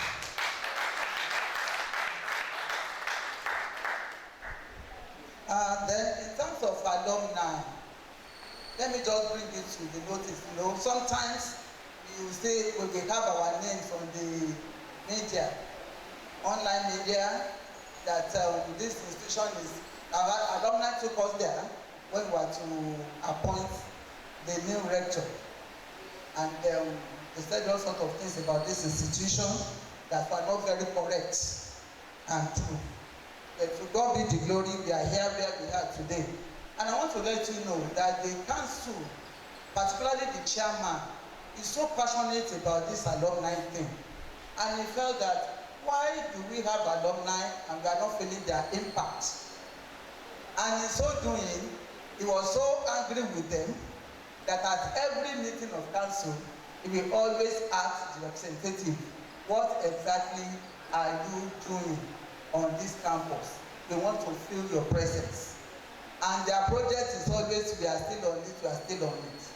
So they said that he got to a point that he got to know that the money being collected by the alumni association is being shared amongst them. And he felt instead of having this kind of thing, that what he knows is that alumni should give back to the system and not taking from the system. But the reverse is the case here. So out of that thing and the struggle, he now said we are converting alumni levy to development levy. Alumni, go out there, go and bring your own money to us. Don't rely on the little contributed by these students or paid. So let us use that one for development, while we are expecting that you will dip hands into your own pocket and bring out money that will help the system and fund your own project without relying on that. So I just want to say that you have actually spoke the mind of the chairman and the council, and I thank you for this, so that other people hearing this will know that administration is the same all over the world. And so I believe that you will go back as soon as you leave the shores of this campus, you will mobilize your people for that. And I also take that you are only taking care of those that are your friends and not those that are actually doing the work and all of that. And before you know it, it will turn to politics. They will turn into politics, and before you know, to be hearing your names all over the place. Because this one helps her to carry bag. They will leave the substance and be following shadows. So, but notwithstanding, once we have a good system of people that are ready, of like minds, things like that will actually fly. And I can assure you that we look into that direction and something good will come out of it. You will hear from us and you will say thank you when we meet it. And the nitty-gritty of what the institution is all about, and we call it what? Induction training. It might not be so intense or something like this. We will not say among those things we did, aside from having the induction training of the registry, for them to spend about 2-3 weeks there. And at the end of the rounds, they will now make the posting to wherever they are supposed to be. And I think presently we still have few of them that are still moving around. Yes, we still have, so we still have few there of them doing that. But we will still do more workshop and even the way it is organized. I'm so impressed when I got here yesterday, and I start the first of all, Olumide Shafeshe party lọ́la. So, and fortunately for them, we have some things to work with, and that is why they will have tables with them. For you to know that we are trying as much as possible to make our staff comfortable in their offices. All these chairs and tables are just supplied, and they are meant for our staff, executives, and even the clerks. But you are the first beneficiary of, because I told them, table and chair, that's the lunch. Like, that was the remark. There, of course, I just closed my eyes and I said, oh, go on, son. Only artificial go back, no problem. Artificial go, but we will still make use of it. I want to say thank you for this opportunity. I'm bringing this one up because I want to take my leave, Emma Bino, because I still have some other assignments I want to attend to. People are waiting for me there. But I will still come back before the end of the exercise. So it just permit me to take my leave. Otherwise, I would have stayed back to listen to other lecturers and to actually be part of this from beginning to the end. So on this, I also say thank you, and thank you to Mr. Denubi, and thanks to the third speaker. I don't know the name of the person, but I know the person will be calling this shit. Another 2 days coming up after Mr. Denubi. And I believe that Mr. Denubi, if you look at the names given to him when he was being named, Tunde too will be part of that. So thank you so very much. I thank you, and I say continue to listen and continue to judge. Me, I jotted my own note. I will ask you tomorrow to see what you have written down from this lecture. Thank you, and Tunde, thanks for that question. People hear that, they look at it as a thing for the youth. They look at it as a thing for the young ones that we have in our institutions. But technology is for everyone, and it has actually come to stay. And here we have a tech guru, someone who has been making And with a standing ovation, join me as I read through the brief profile of Dr. Ademola Adenubi. Dr. Ademola Adenubi is a seasoned ICT professional and an esteemed member of the academia, possesses a wealth expertise gathered over an impressive 18-year-old career that traversed the intricate landscape of the public and private sector. Holding advanced degrees, including a master and a PhD from a distinguished university in the UK and South Africa. As a university faculty member, he played a pivotal role in the director of levels for almost an EdTech solution which is reshaping an educational landscape in management. EduTech has emerged as a beacon of innovation, addressing educational gaps and fostering interactive and engaging learning environments. Dr. Adenubi continues to be at the forefront of transformation in education and governance in Nigeria. So, ladies and gentlemen, join me as I present to you the second guest speaker for today's workshop, which is no other person but Dr. Ademola Adenubi. With a round of applause. Distinguished ladies and gentlemen, I hand over to you, Dr. Ademola Adenubi.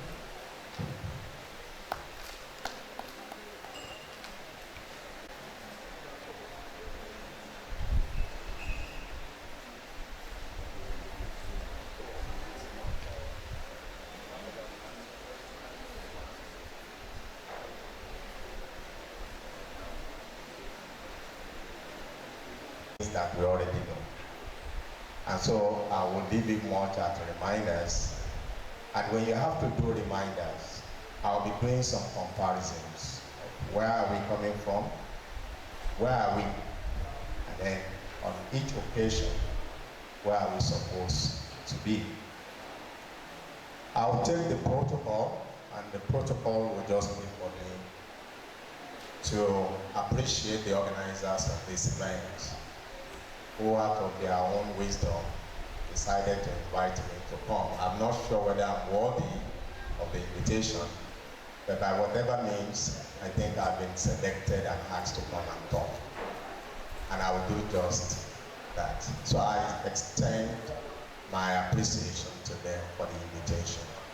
I also want to thank all the invited guests and also appreciate them, greet them, salute their courage for also finding time to be here also.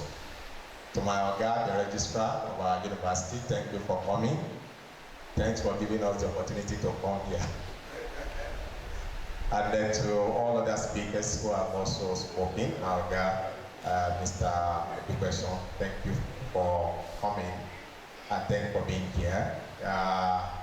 The chairman, Olumo, around achieving administrative efficiency and the gains, my closing remarks, and then I will take my leave from here. Well, fear.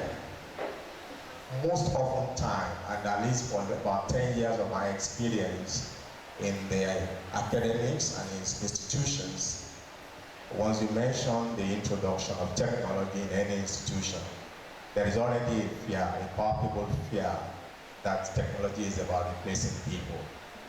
Even in recent time, when we talk about artificial intelligence, people feel that this machine will replace us. Hello, sirs and ma'ams. I don't know what it takes here, but when you come to any administrator, I come to registry, and I say, registry staff, we're changing the operation here, we're digitizing. Somebody is reacting. If you go to bursary and say, bursary, we're changing the operation here, we're introducing technology, somebody is reacting. If you go to admissions and say, we're introducing technology, somebody is reacting. And I'll share my little experience around admissions. I remember one day, sometimes about over 5 or 6 years, and we had to go to the admission. I went with one of my friends and said, look, we're going to this admission, we're studying. Why are students queuing up here, and then they have to do this admission clearance for the beginning of the term, of the semester till the end? And I was trying to tell the staff that, look, we have to bring technology to this. We have to change this thing. We don't need any student to... I got almost slapped by admission staff. And one of my witnesses here.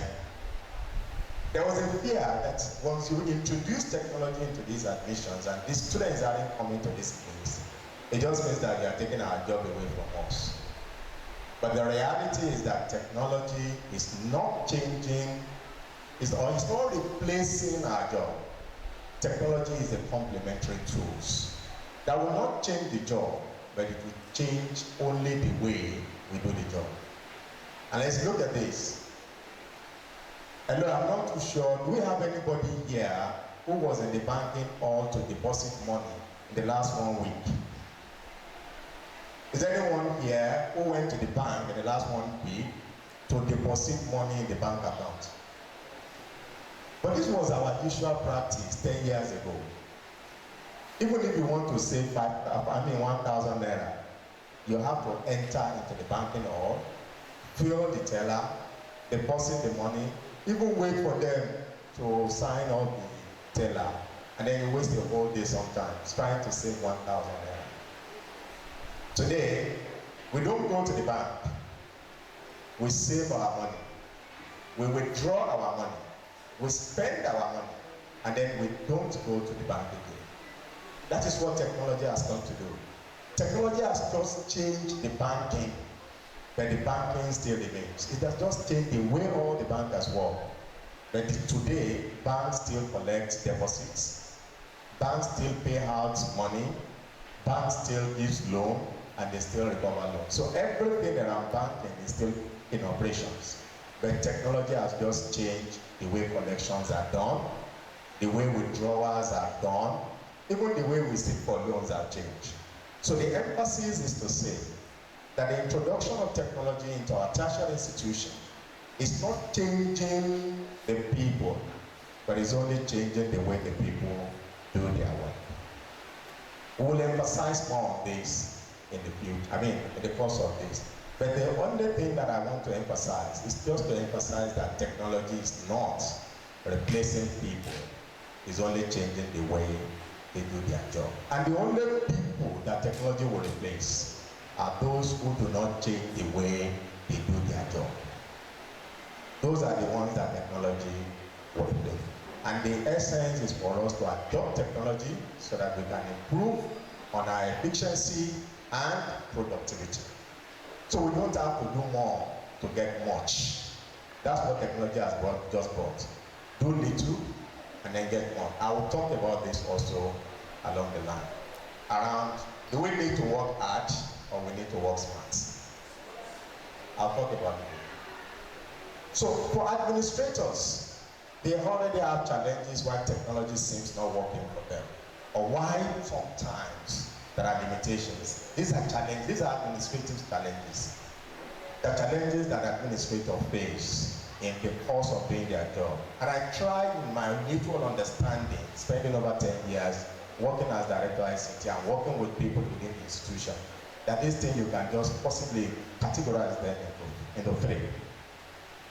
The reality for us as we do this categorization is that all our institutions today, without any exemption, every one of our institutions, tertiary institutions for that matter, is responding to global change.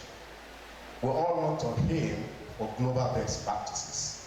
And as we desire for these global best practices, and our enrollment is also increasing, then something is happening. Our workload is increasing. The expectation from us is increasing. Because you see before, schools were, I remember when I was admitted to OU, that my set was just 14 students admitted to computer science. I don't know, even the list of courses today will get 100 enrollment. But all of us that time, we were just 14. The rest of us were those who did pre-degree, were the ones added to us. So for that time, it was easier for the admission officer to see all of us face to face. It was easier for the admission officer to ask us to come and submit our admission clearance form. It was easier for the faculty officer at that time to attend to every student that was admitted into the college or the faculty of science that time. But now, the same institution is demanding to compete on global edge. The same institution is admitting like 5,000, 10,000 students. Every year, do we still need the same job done the same way? So the demand of trying to meet with global best practice, coupled with the increase we're having in enrollment, the expectation from administrators are becoming higher and higher. And there are needs to to respond to this. So these are placing challenges on administrators. And these challenges are now defined by the workload. Now, every administrator you have, if you want to punish somebody in the administrative header, go and put the person in student affairs during graduation. You will have to deal with a lot of students, especially for schools with like graduating like 5,000-10,000. The guy is going to work over the weekend. Even if he's lazy, he will have to wait till 5, 6, 7. If he wants to go home, the student will even report that you can't go home unless I collect my follow-up letter. If you also want to punish somebody, put him in admission during the admission time. He will definitely work beyond the normal hour, whether he likes it or not. So for administrators, excessive workload is coming as a big challenge. The other thing that has also been mentioned is facility. We also have dearth of facilities. Most of the things that are required for these people to do this job are also not there. But then the job must be done. Because the management of every institution has to stand and become an economics now. You begin to elections. They used to call them examination committee. And they will go from hall to hall asking students to check for their receipts before they will come into, they will be allowed into the hall. You know how many students beat you to that? I beat the system to that at OU there. Because if you know you are winning, come to the hall early. If it is 3 out of 5 and 2 you will do your 2. Before they start, come out. Just drop your script and get out. That money they won't collect it. You get it? And you could do that way till graduation. Just get smarter along when they are coming in, and then do your job, submit your speed, get out, and then bank on your bagay, you know. And then at least let my people go out. That one is even better than they catch you and you aren't able to write the exams. For that institution, there is revenue loss. And what do we do today using technology? And that's something that we tried in Taswell, was that don't set up any committee again. We just make every payment online and then say we digitize results and connect results to the payments. Once we connect results to the payment, don't worry. You break the gates, write the exams. The reality is that you can't get the results. Because at the time of getting the results, we're checking for the payment, and if the payment is not there, we yank it off.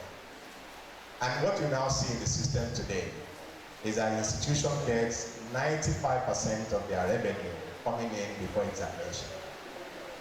And I can bet you any institution not using technology, the best that institution could get in terms of revenue is around 40–45% of its revenue coming before examination. And so if you are getting 40% of your revenue before examination, it just means that you can't pay staff salary. It just means that you can't invest in getting the best of examination. So technology is also going to help us to get a system that is more effective and efficient. And so we can't avoid running technology in our institution. So the technology advantage that I'm trying to say here is just to summarize everything and say it's about process optimization. But why are technology not working in education? Why is it that with every institution trying to put up ICT center, trying to do every investment in technology, technology is not driving system optimization, is not driving efficiency, process optimization and system efficiency. Why? I have tried to categorize this based on my experience over the years into 3 critical things, and I will challenge administrators here to focus on this as we get to work in our university. One thing is that most institutions that engage in using technology, they go for countless of applications. They have different applications for different things. Admission, because we have just said that admission should be digitized, because we have said that admission should be using technology. Just because the deployment approach considered people at the center of it. And I will say that as we deploy technology in our institutions, we must understand that the people will have to drive it. If you deploy technology in institutions now and you say, oh, lecturer, you need to go and push results, and you are expecting every lecturer to come to one person who now has to be the one to push the result there, it's going to fail. Because the lecturer is not going to see that project as part of what he should believe in. Because the sense of belonging is lost. And in any technology deployment, that the sense of ownership, sense of belonging is not captured, then you're not going to get the buy-in of the people. So why technology is also failing? So the second reason is our deployment approach that is wrong. The third thing is around our requirement mismatch. And I also want to mention, I also had an opportunity of talking to a state. And they have to shout from the morning when they resume work till 5 when they are closing. They all have health-related issues. And I think the chairman would begin to take an audit of these things. If you put the statistics and do the research, well, you see that all of those people, all of those people that are retired at that time, they have health-related needs because of the nature of work. So at that time, online transaction processes now we have most transactions. Today, we don't have to queue, we don't have to go to bank. Students can make payment with technology from the comfort of your home, do a transaction, do a transfer, it hits the account. Payment is confirmed, receipt is automatically generated, you bring it and you have a record of it. There's also a reporting system, and this is something that I also know when I work with some of your staff. If you ask a boss staff, And I think most of them are they generate revenue reports. They need to know how much money comes in from school fees, comes in from application, from this area, from this, from that. For them to generate that report alone, they will sit down like this and bang their head, check every student measure, and they will take these reports out. Sometimes it takes them a few months. So the report that they will submit, if it requires May, if you require April reports, you have to wait till the end of May for them to collect all the student measures and pick out everything.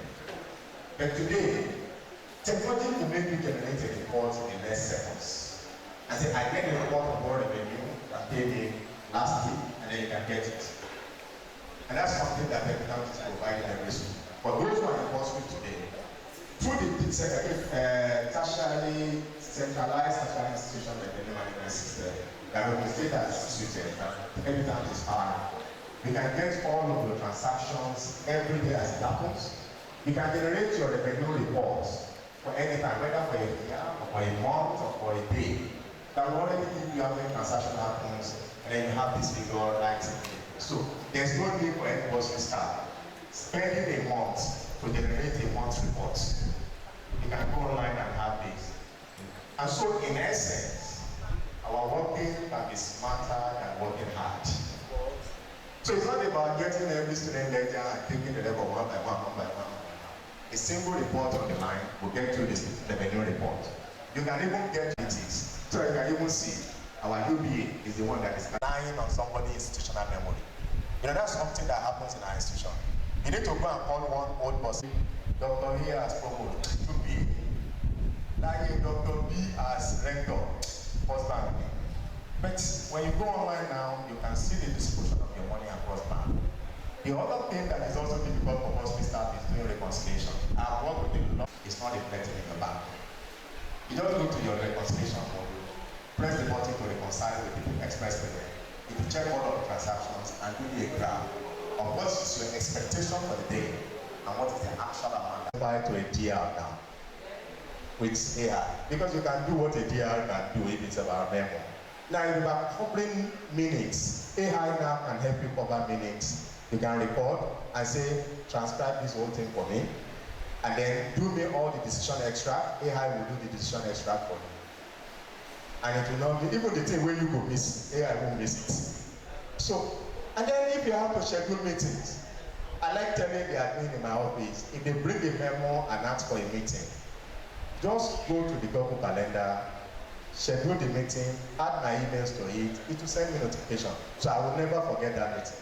Because Google, for those of us who use Google Calendar very well, just tell Google Calendar, a day to the meeting, remind me. 1 hour to the meeting, send me a reminder. 15 minutes to the meeting, send me a reminder. It will keep sending me a reminder, but my secretary will forget. If I tell my secretary that this memo, perhaps if it's only one memo, what should they be doing? But every meeting is the memo, she's probably going to miss some of it. But if everything is scheduled on the Google Calendar, she just doesn't need to bother. Reminder will be automatically sent to all of those who should attend the meetings. Just attach all their emails and schedules when the reminder should be sent. At that time, it is, and won't that be a better? I think the secretary that does that, or the admin that does that, will carry that most efficient secretary of the year. Because it's just like, you remind me of my meetings very well, you send me all the reminder, I never miss the meeting because everything is scheduled. So that tells us how technology is changing this. And for me, it's just to make a remark. I would like, because I'm told that my time is up, that my closing remark is this. After the tech guru himself has finished the job, on a very lighter note, I think I should observe protocols. Greetings to members of council. In absentia, greetings to members of the management. I particularly also want to greet Dr. Ademola Adenobi, just like Tunde said the other time, when he was giving his own review as well. He referred to the registrar as his mentor, right? I call Dr. Adenobi a mentor too, because, but for him, I wouldn't be here. I came from a different background entirely, from the banking to the military, but today, the height. Thank you very much, Dr. Adenobi. Quickly, Doctor spoke on harnessing technology for enhanced administrative efficiency in tertiary institutions. I like the way he actually started by telling us that his job, while he was giving that speech, was to remind us about the use of technology. It's really nothing new. So eventually my job here too is just to remind us of everything he said in those slides. So he started on a very good note when he said we needed to do comparisons as to where we are coming from, where we have the moment, and of course, where we are expected to be in terms of our destination in technology.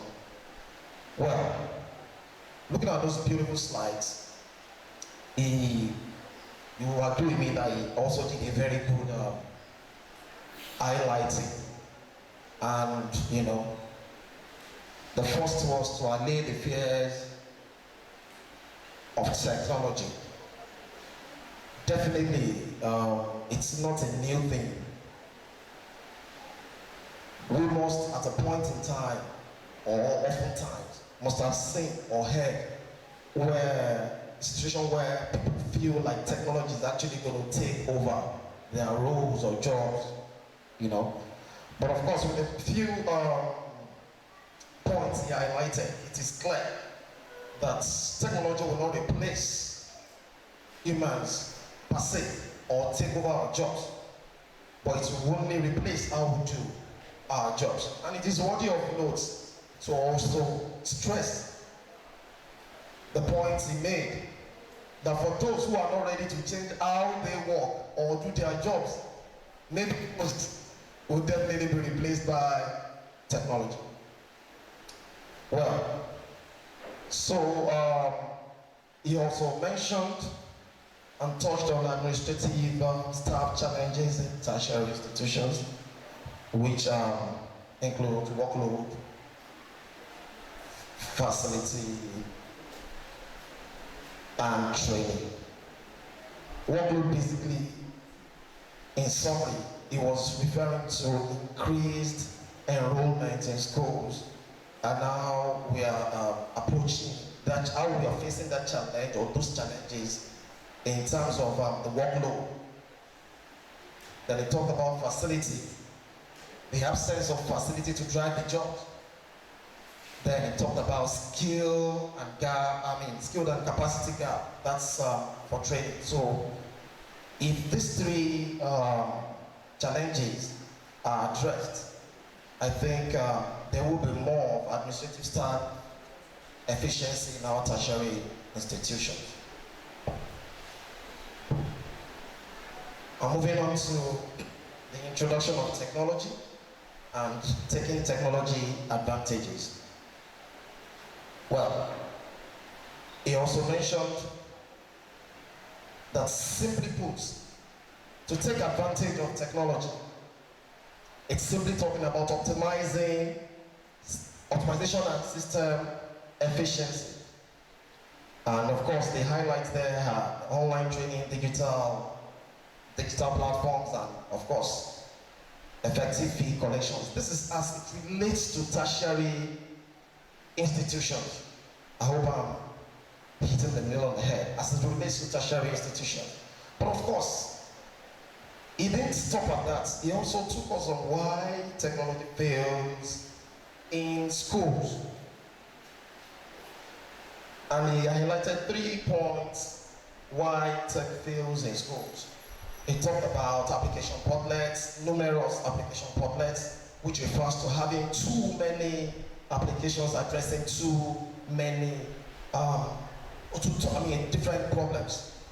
Then it talked about the deployment approach, where technology owners or drivers refuse to consider the users, address more of their own personal interests. So he also talked about requirement mismatch, where we tend to adopt technologies that do not work with our own local requirements.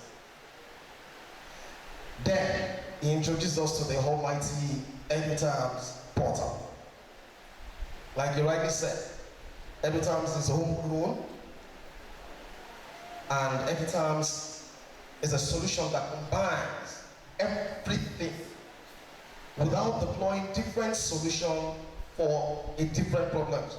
As it concerns, with regards to the tertiary institution, EduTerms is that portal that addresses all these problems. It's scalable, it's adaptable, it's personalized.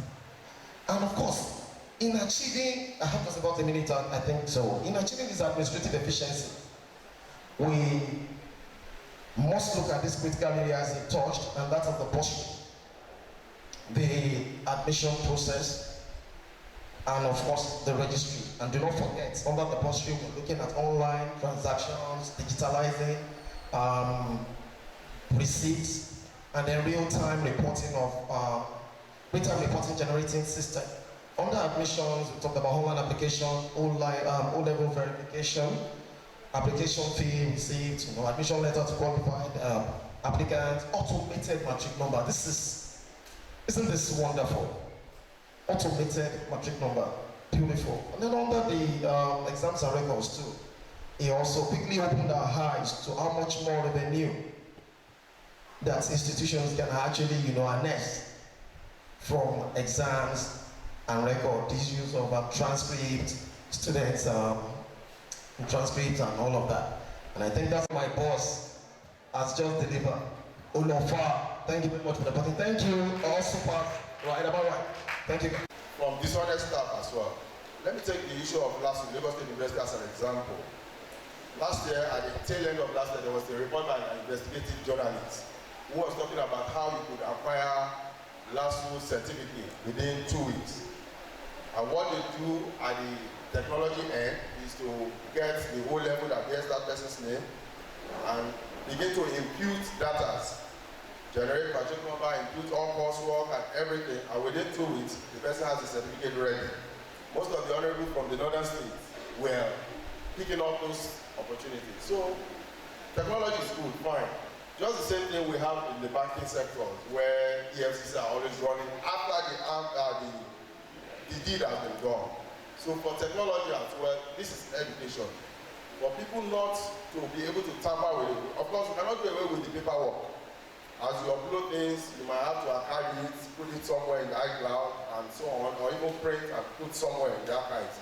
But at the same time, people still go around this technology, so that we don't fall into such temptation from any of the unit, exams and record, admission and anything, or even the academics, where students will just walk around the technology and upload desired scores by themselves. And if there is no evil eye to such things, the deed would have been done. So what are we doing in this direction? How can we stop all this? These are my questions. Thank you very much. Of Ssanip nationally. And most of my colleagues that were in that same committee were absent that day. I did the job alone. And then the new national PRO came and said, I don't know why I need to have 5 people in this committee. He did the job, and I need just 1 or 2. 3 people's job in a state. And also, a friend of mine told me she was in America some years back, long time ago, 7-10 years back, that there's a branch close to where she lived there that had only 5 staff. And it is a machine that does most of other things. And coming back home to Nigeria, I remember the capitalization period there. I think it was 5 billion. Now we are looking at 500 billion. You would expect that a bank that expanded in capital base should expand in human capital development.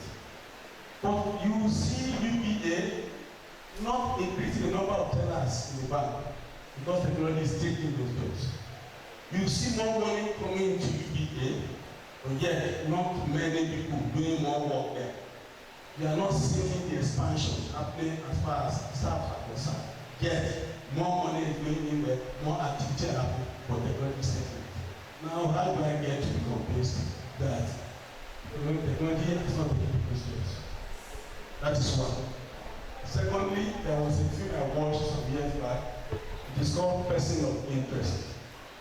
The man there happened to build a computer, a database for America, and they use it to detect activity of people and know whether they pose a threat to America and get them before they could do any harm. Now, along the line, some people hijacked that idea and wanted the man there. He created a backroom in that database and was accessing information there and taking care of bad people before they could do any harm. Now, coming to Nigeria, you build every time for us. You have every right to create a backdoor. How are we going to be assured that whatever information that you are giving us as a consultant to an institution are safe and your reputation will not be as safe? Those are the two questions. Thank you. I guess we are in progress in academic life. We are working towards it with the help of evidence. We're in a situation whereby now all the results of the students are on the internet now, isn't it? And the student is in maybe USA or outside the country, and he or she wants to apply for transcript. Is it necessary the student should write as in should request for a letter or get it from here, or instead of that the student can just easily get it on the internet? That's my first question. The second question goes like this. Now, all the students' results are now placed on, if they want to check their results, they should go to their website, their portal. We're in a situation whereby a student is having missing scores on like before that they use manual, in which they were able to get the missing score to replace it. In this situation now, that the student would rather go to the portal, what is the solution to that? Using I'm buying it on my phone since you said it. But if I have no media, why is that so a technical practice? How we can use that? The application, you told me you send the application once a day. How we can use it to write the memo and send it? Yeah. So that's my own. Align with the questions that have been asked. I'm excited that questions were asked. It just shows that people followed the presentation. So I'll take them almost in that order that I noticed them there. In case of the university was established where people procure results, because there are people who work. In my presentation I said technology don't work by itself, it's people that make technology to work. So people can change technology. But we also must create a system that makes it difficult to do. And I'll also give you another example of what happened. Let me share my practical example with TASO. Now when you finish exams, you put results, and then people manage results. The scores are there. Some people have access to those scores. So they go make changes. They go make changes. Whether these changes are genuine or not, whether it is intentional or unintentional. The fact there is that you make changes. But how do you now discourage people from making unintentional changes? Because intentional changes are right. It's the unintentional changes to this data that is the big issue. So what we just did is one, check the process. Two, get more people involved. So when you come in and say you want to change a score, as a lecturer, you go into the platform, you initiate a request for a change. we'll pass your request to the HOD. So the HOD will approve of that request. And perhaps you must have known that the request is intentional. We'll pass the request from there to the dean. The dean also certified that I agree with the story that this thing be changed. And then this goes now to the vetting committee, who now approve. And then this is now pushed into the student record. All of the process of lecturer to the HOD to into vetting, the students are not, they are not seeing the score yet until the final approval. And the other thing is that as this thing are moving, you are sending mail notification in case the dean does it without the HOD knowing. So in case the HOD does it without the lecturer knowing. So if I change the score, I will notify who taught that score, who is the HOD in that department, who is the dean where that student belongs to. And then I notify the vetting committee that a score is being changed. And I'll keep the old record and the new record. So it's about, apart from the fact that we have built a secure system, we are also working around the people to ensure that we are getting more people involved. We are also creating notification that will scare people away. Because if you know that once you make that change, it's not like you can do it in the middle of the night, no problem. But it is an open thing because everybody is notified. That's in a way, it's stopping that abuse. And I would say for the institutions that you mentioned, if notification was also part of it, there will have been somebody who will have been notified that somebody is now being given an admission when he's not in, and that is given score even when scores have been approved, and that somebody out of all of those who will be involved will have said, I got a mail, we have closed admission. Why is there somebody now getting a new admission or getting a new matriculation? And that possibly have raised up the issue earlier before that investigative journalist picked it up.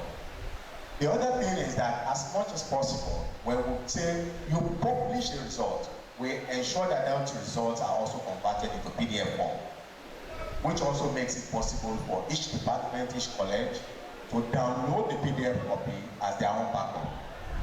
In case you have an issue out of any notification that something changed online, you can revert back to what was published and what was copied. And then you can take it up that this is the one that we published at that time. Whoever had authority to access this data that has changed it, you can also track down. And so, again, we provided what we call the audit log. So the audit log ensures that everything you do on the platform in the record of date and time, that Mr. A changed the score of student A from 40 in course A to 50. If you come back and then you want to change it back to 50, I will also record it again. Mr. A reverted back 50 to 40, which is the number. So audit log also helps you to be able to track people in case somebody did something that is not supposed to do. So using those layers of process and structure, then we're mitigating beyond just having a technology. We're mitigating against any act of unholy process on the platform. I don't know whether that works. Then the other thing is the second question, matching is taking over everybody's job. I think that's the summary. I like telling people one thing, that as much as technology is closing one job, technology is opening up another 1,000 jobs. Today, most of the banks are no longer taking more of teller people. Because there's virtually no need for much teller people. You deposit your money by transferring to another person. So there's no need going to a bank to talk to a teller. And then you want to pay somebody, you don't need an account officer because you can log in into your app and transfer money. But when that account officer was working, nobody was developing that app. What it just means is that as a job is fading away, a huge number of jobs are being created. As much as I work for the university and I work also in consulting, I tell people today, when somebody tells me that there's no job in Nigeria, I say no. There is job in Nigeria. I need people to work with me. The only problem we have is that we do not have people with the right skill for the job we want. Even this hall now, I see very senior developers. I say, okay, look, I get a job. Can you work with me? Even if you have to do like 2 days a week, I have job. I have a lot of things to do, and I'm willing to pay you more than what the school is paying you. I mean, I will not owe you. I will not owe you. So, but then till today, until tomorrow, we will continue to say there is no job. The reality is that the nature of job is changing and it's changing fast. We need more developers. We need more people who do products. We need more people who do digital marketing. I have 2 people who today work for me as digital marketer. They were graduates of, one is a graduate of computer, the other is a graduate of political science. I said, look, how many political science? You go to better politics. I don't want to go. Want to condemn them. So the what we did is to say, young lady, there's no longer a job for you as a political scientist. But there is a huge job for you as a digital marketer. Because your political science knowledge will be useful for you to be able to convert a lot of people into a good customer for me online. So you will have a persuasive skills. So take it from contesting or thinking that you will go and contest election into using that persuasive skill to see how you can convert people into customers for you. And today the lady is doing fine as a digital marketer. So as the job for computer scientists is winding down, there is something that she has learned, that a new job order is being created. And there are more jobs that the banks are employing like every day. I was in the bank, I was in the headquarters of the bank last week for a product launch. And the bank was like saying, look, we hire somebody as the head of innovation. And I'm like, when every other person resumes to their office in the morning, and they are busy with their system, this guy will just go and sit under the tree. He's looking at his car, using his hand to just do puru on the ground. And by evening, he just walk into the office, send 1-2 mails, and then he's out. Look at the kind of job he's doing. Because his head of innovation, his own job is that he's just thinking and imagining what the bank will look like in future. Before the bank gets to where we are today, for some of us who will go and look at this book that Microsoft wrote, is it something on business in the digital age? Yeah, there's one book, Business in the Digital Age. So, succeeding in the digital age. He actually in that book foresaw what would happen in the banking sector. And in I think it should be in around chapter 1 or 2, and he was saying, I see a bank of the future where people will not go to the bank and they will be banking. As at that time in the 80s when Microsoft was saying it, people were saying it was not possible. But today, do you know how many technology jobs that are being created like every day? How many tech guys are coming up now? Sir, if you want to know that there is job, advertise that you need a tech guy. And then you will see that before the end of today, nobody is applying. And now everybody in the body will tell you, I'm looking for a job. And you just advertise that I need a UI UX designer. I need a data scientist. No one is applying, but everybody is saying I'm looking for a job. So the reality is that there are some old jobs are winding down, and new jobs are coming up. People must understand that these new jobs are the future. And I used also to make this kind of joke. I said in the past, maybe like about 30 years, 40 years back, every family is aiming for an engineer. If you have a family, they say, look, we must have an engineer. Everybody wants to be an engineer. If you ask that time, what do you want to be? I want to be a lawyer. What do you want to be? I want to be a doctor. But today, engineer at Iloba, we are rich. Lawyer at Iloba, we are rich. Even doctors want Iloba, we are rich. Today, IT no Iloba. So the new job order is IT. And what it's meaning is that it is winding down some job. That even if you must be an engineer, you must be a tech engineer today. If you must be a lawyer, you must be a tech lawyer today. If you must be a doctor, you must be a tech doctor today. So if you are still that doctor of abẹ́rẹ́ injection, IBM Watson is sending doctors away. Because the Watson will predict, I mean, it will prescription, it will prescribe drug for you. It will listen to you and tell you this is the kind of drug you take. His own prescription is much better accurate than what a human will do. Today, machine can operate people, but people build that machine. So the job is changing that as we are doing medical, now the biometrics, I mean this biomedical thing is coming up. And this computational medicine is coming up. That is no longer the usual general medical doctor. It is now specialized with technology. So it's not that it's taking job across all industries. The nature of the job is changing. Even teaching is changing. I addressed an audience like this recently, and I told them that the university of the future, the tertiary education of the future that we're talking about, will not be rated by the number of buildings that we see today.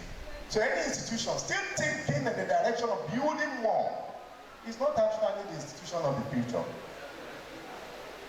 So the teaching and learning is changing and is changing fast. So we will need to have more of centers of building curriculum of content where everybody from anywhere they are to consume content. And the National Open University is already telling us the population, where the school with the largest population today in Nigeria is the National Open University. Will you have believed that before? So it's telling you, anyone who deals with data, that is already telling us the kind of institutions of the future that will be seen. And therefore, the lecturer of the futures are not those ones that graduated in the 80s from UI. You know the UI lecturer with this, their old book. The lecturer, they always have their lesson notes. They keep it, they don't give it to any student. How many lesson notes do you want now from YouTube? The one way better pass UI lesson notes today, YouTube. So it means the lecturers of the future are not those who are keeping those lesson notes again. But those who are now going into MOOCs, who are breaking down their lesson notes into chunks, recording it and sharing it. And from the sharing now, they make more money than coming to classrooms. You know how much people make on YouTube now? So I was talking to a professor, I said, so even if you are a very, very experienced professor, if you are a very, very bad professor, the only way we can know you now, go and put all that knowledge on YouTube, because it's when we watch it that we know that you are actually good.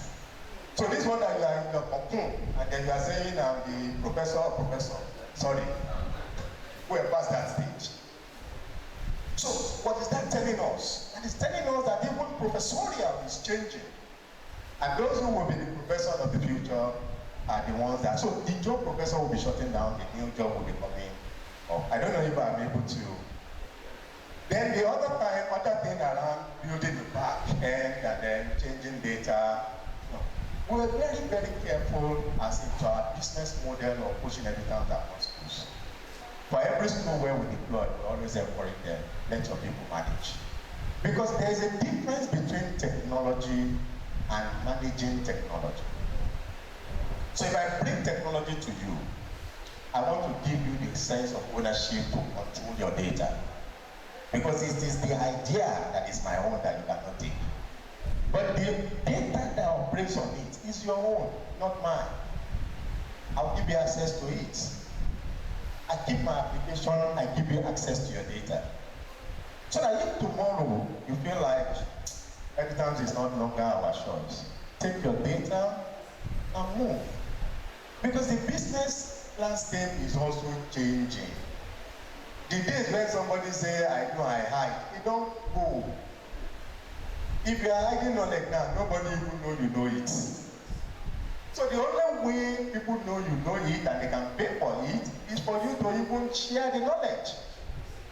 So for us, as we deploy every time across schools, we deploy with the mind that every school should manage it. And you will rarely see me going to the schools because our fundamentals is for them to take ownership of the platform.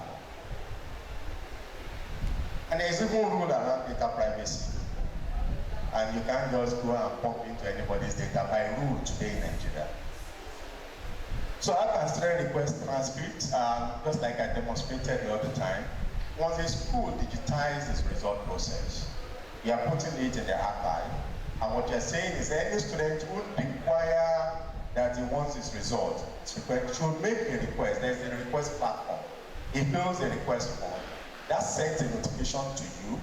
You're seeing his request. You are assessing his result. You are pressing the next button that sends his result to the email address that he has provided, or you print it and send it to the address. Thank you so much. Thank you. My name is Mr. Yusuf Abegunrin. Thank you for trying to connect. Quite a lot. In fact, If you are standing in your row, please find your way to your seat has been as we go into the not only talk interactive, lecture. very educative, informative. In fact, Let's find our way to our seats. That you know, our members as well as the entire participants were not aware of before. In fact, we have been properly educated and well informed. And of course, I am very sure without any doubt that it's going to go a long way at reforming the administrative procedure of the way of doing things, the manner and approach to work. Of course, I know it's going to improve very seriously. So what can you say to the Ssanip? See, in fact, let me say this, that Ssanip as a union, indeed, has come to stay, and I believe, those of us, among them, who are probably thinking that the union, of course, they had little knowledge about what the union stood for.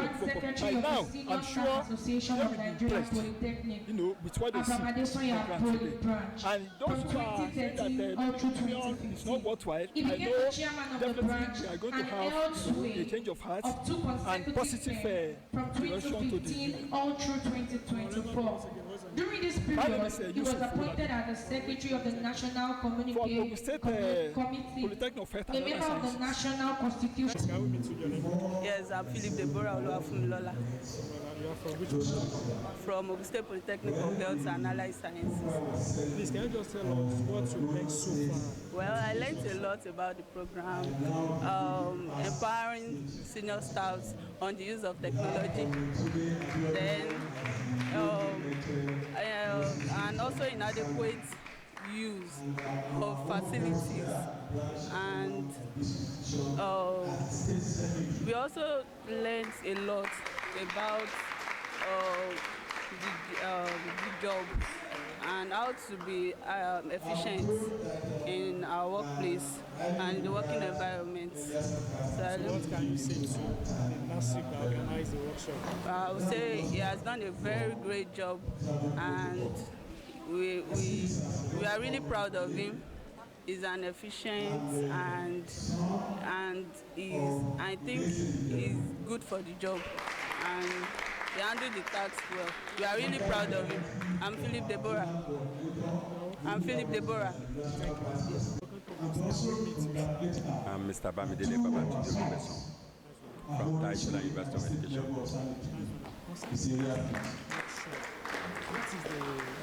What can you say?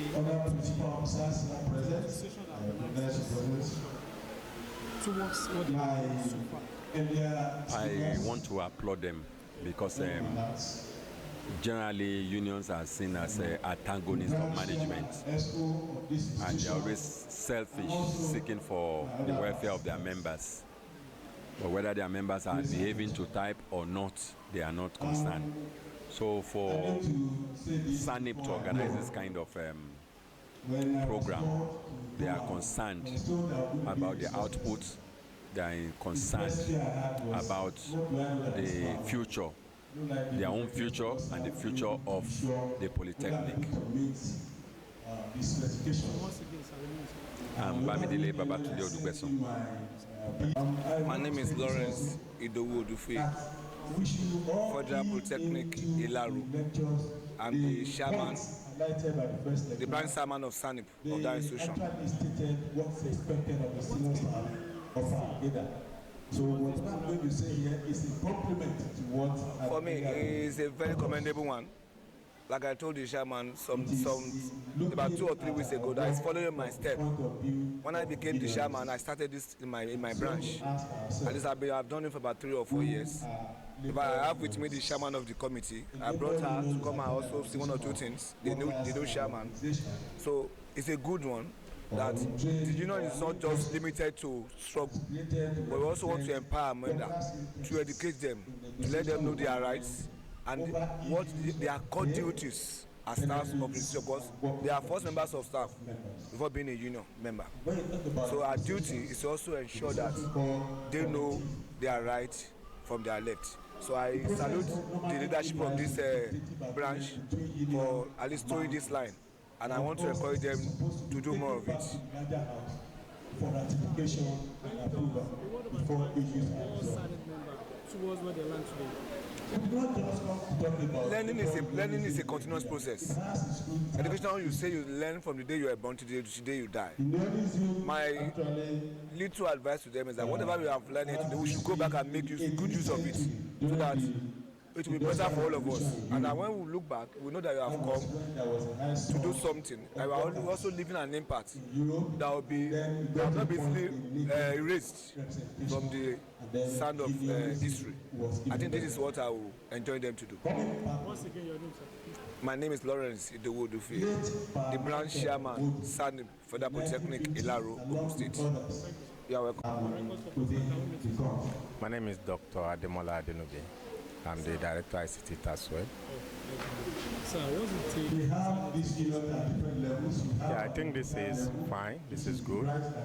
Our administrators need to be reawakened, especially now that institutions are coming up. This institution, for instance, is just coming up as a Polytechnic of Health and Allied Sciences. So it requires that people be reminded what's the dictate of their job and why they need to be more efficient to promote the value of the system. So, and I must commend those who are putting this together, and the array of people they are also able to bring towards as facilitators. So I think this is fantastic. The organization itself is also perfect, which shows the caliber of people who put this together. So I think this is fine.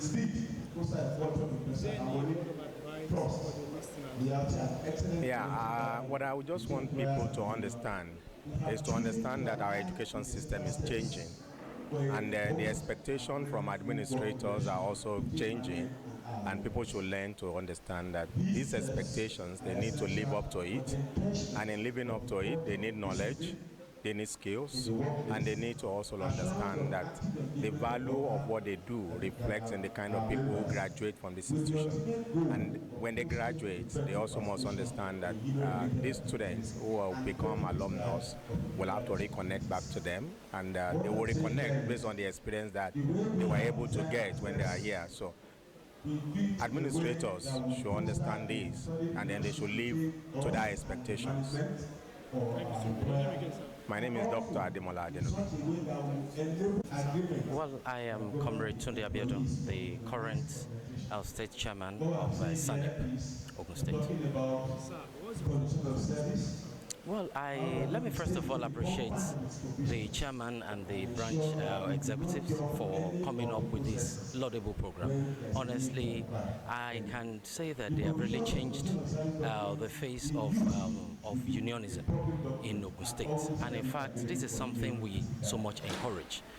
It's a program that is, like I said, laudable, and it is accepted by all. And in fact, like I said earlier, it has helped to save this institution a lot of money, because rather than sponsoring staff for programs and for trainings and all that, they have brought it home. And in fact, on that note, I actually recommended to the management of this institution that they should consider giving this executive commendation letter at least, and which the management has graciously considered. All right.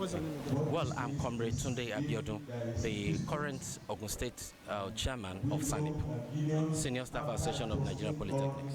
Yes. All right. Thank you.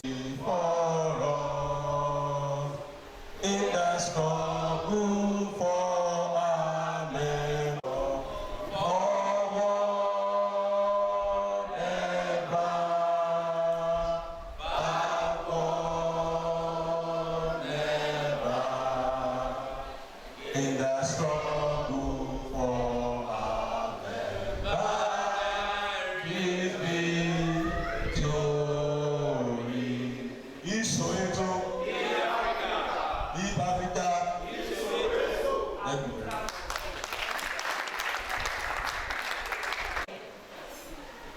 Òdọ́wọ́ wa, ó mà dọ́wọ́ gbogbo wa. Bí poli ìfẹ́ wa ṣe dára o, ó mà dọ́wọ́ gbogbo yín. Tàlàbí òdọ́wọ́ rẹ, Túndé òdọ́wọ́ rẹ, Olùmìdé òdọ́wọ́ rẹ. Ó mà dọ́wọ́ gbogbo wa. Bí poli ìfẹ́ ṣe máa dára o. Ó mà dọ́wọ́ gbogbo wa. And the greatest of the greatest Ssanip. You see, this job that we carry in our hands, they call it a thankless job. That is the phrase, a thankless job. Many have done it and they have succeeded. Many have done it and they have failed.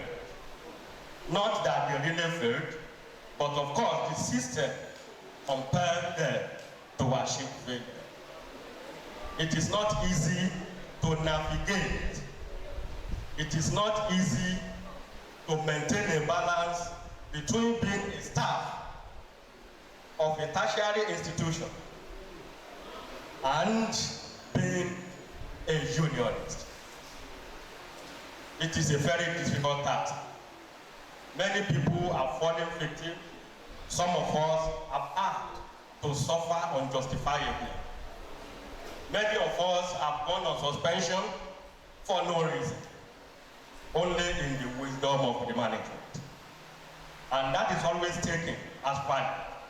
When a management says, in the wisdom of the management, for some of our veteran administrators here, the registrar, and other stakeholders, other veteran leaders that are here, they understand the angle I'm trying to address. You see, before I go further to do a brief review of the proceedings from the last lecture, I want to respectfully recognize my state chairman in person of Tunde Abiodun. That is the chairman of the State Council, distinguished state chairman of our great union, the State Council. Of course, I didn't commend the effort, the thinking out of the box, the grand initiative of this lofty idea, the chairman of Ssanip of this great chapter, in person of Olumide, Comrade Olumide. And I want to, I want to confirm to you that within the space of 1 year, he has been able to chart to deploy the techniques of geography, and now it doubles as the state secretary of this great union. It wasn't just by chance. Some of our erudite speakers have spoken about competence in workplace, competence in discharging your responsibilities. This guy combines the knowledge, the real wisdom of unionism and administration. You are highly commended. And Ssanip chapter of this institution is lucky, it's privileged to have you as their first, the pioneer chairman of this institution. He is going to take Ssanip to greater places in this great institution, beyond the state, beyond the zone, and we hope that you get to the nation. Thank you very much. My assignment, everything has been said, but this job, this assignment is not for mediocres. You know that. Even if I cannot pick exactly from the lecture delivered, I should be able to conceptualize, to be able to speak out from the wealth of experience. The topics given to the speaker was fostering a culture of discipline and active engagement. From this topic, some of us who are intellectually radical, let me just put it that way, with due respect, because I am speaking to our comrades. My message is to our comrades. This particular lecture is to let you know the value of what you carry in your hands, the value, the strength of what you have in your hands as comrades. Before I can address you as a distinguished comrade, then you must have done a lot in that endeavor in our constituency. The registrar is here. They know how powerful labor unions are everywhere. Thank God the registrar herself confirmed that she was a former PRO at the mother Polytechnics in Ogun State, that is Mapoli. And it was reiterated that once a comrade is always a comrade. So, man, we recognize you as a comrade. And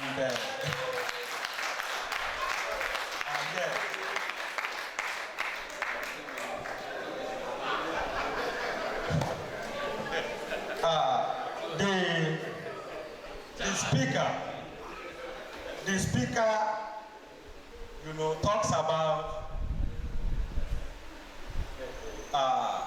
effective industrial bargaining. Effective industrial bargaining. This can only happen, can only succeed when we have a management that is ready to accept the labor union leaders within the system as a partner. As a partner. We have some of our leaders in management that have forgotten completely that at a point in the climbing of the ladder, in the moving through the ranks, somebody also demanded for their welfare. Yes. So once they get to that position, they forget and begin to treat union leaders as nothing.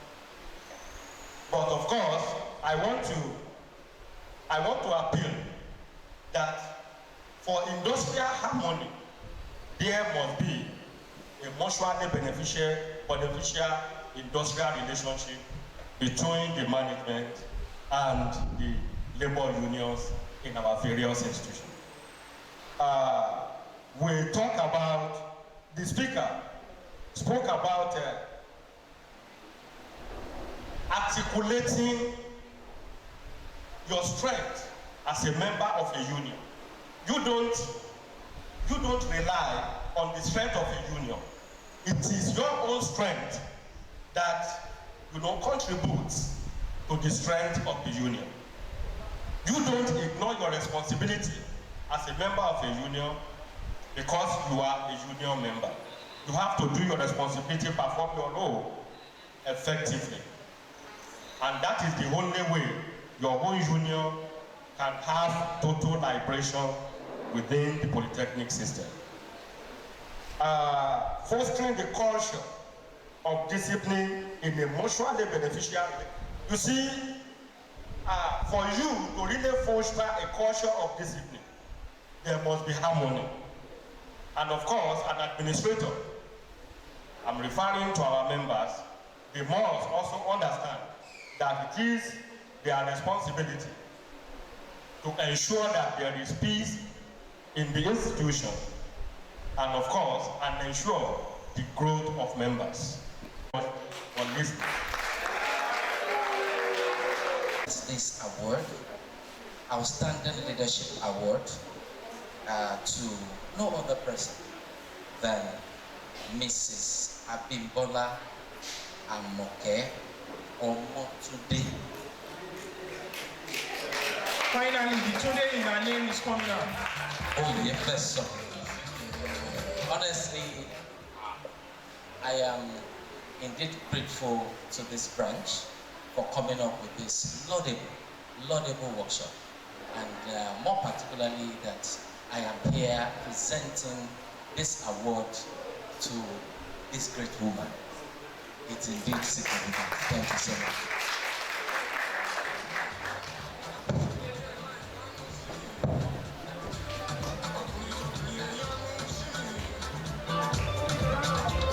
Please, a round of applause. Let's encourage.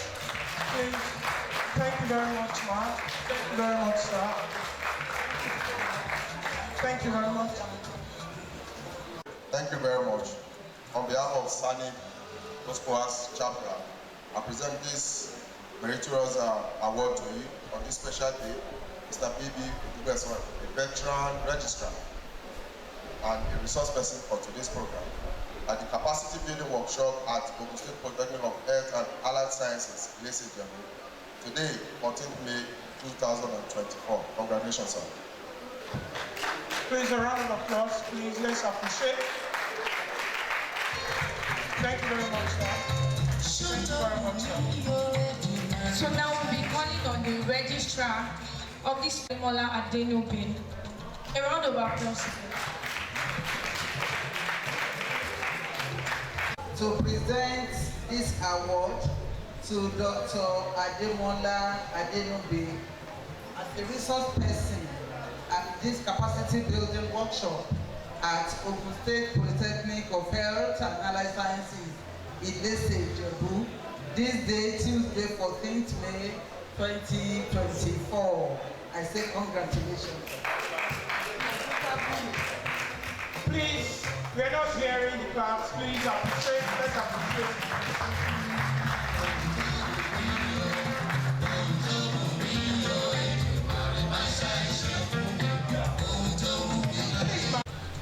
On behalf of Ogun State Polytechnic of Health and Allied Science, Ssanip,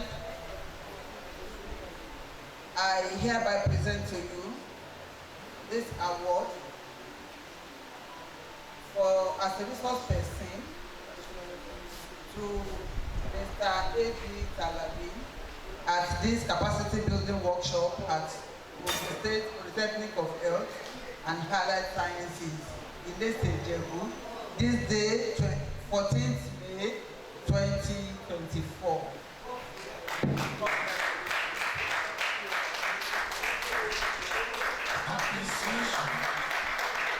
Thank you very much. Thank you very much. Once we got Mr. Taiwo Ognowo's name correctly. So on behalf of Ssanip, I congratulate your organization.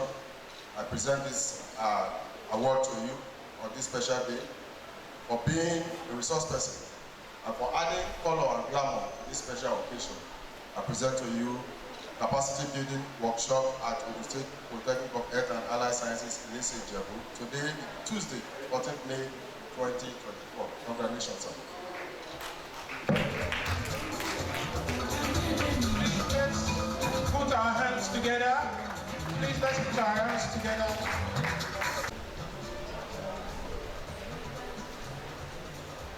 So we move on to Olutosin Ogundeyi. Thank you very much.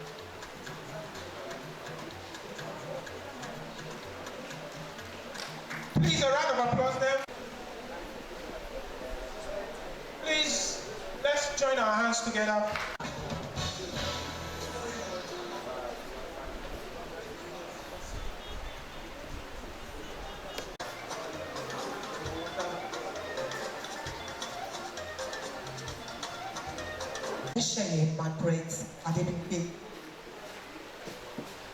On behalf of Ssanip Ospora's branch, we would like to extend our sincerest gratitude to everyone for your active participation and contribution to the success of this workshop. We would also like to appreciate the Governing Council Chairman in absentia, the Rector, the Acting Deputy Rector, the Registrar, and other principal officers of the Polytechnics here present, the Dean, our invited guests, our great partners, the Ssanip Ogun State Council Chairman, Ssanip Branch Chairman of other Polytechnics in the state here present, the ASU and NASU Chairman, Ssanip members across the state, particularly the host institution, and to our guest lecturer. Your thought-provoking presentations have inspired us to strive for excellence and embrace change with confidence and resilience. As we concluded this workshop, let us carry forward the knowledge and inspiration gained here to our respective institutions and communities, and continue to work towards achieving international excellence in our roles as senior staff members. And to my fellow comrades, I want to say very big thank you for your cooperation, your understanding, your support. Without you, we can't go this far.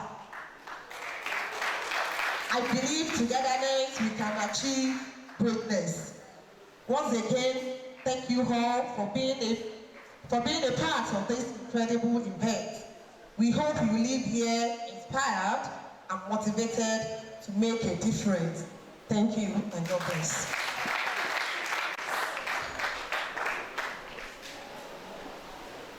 Please sit down. Thank you very much. I am actually very glad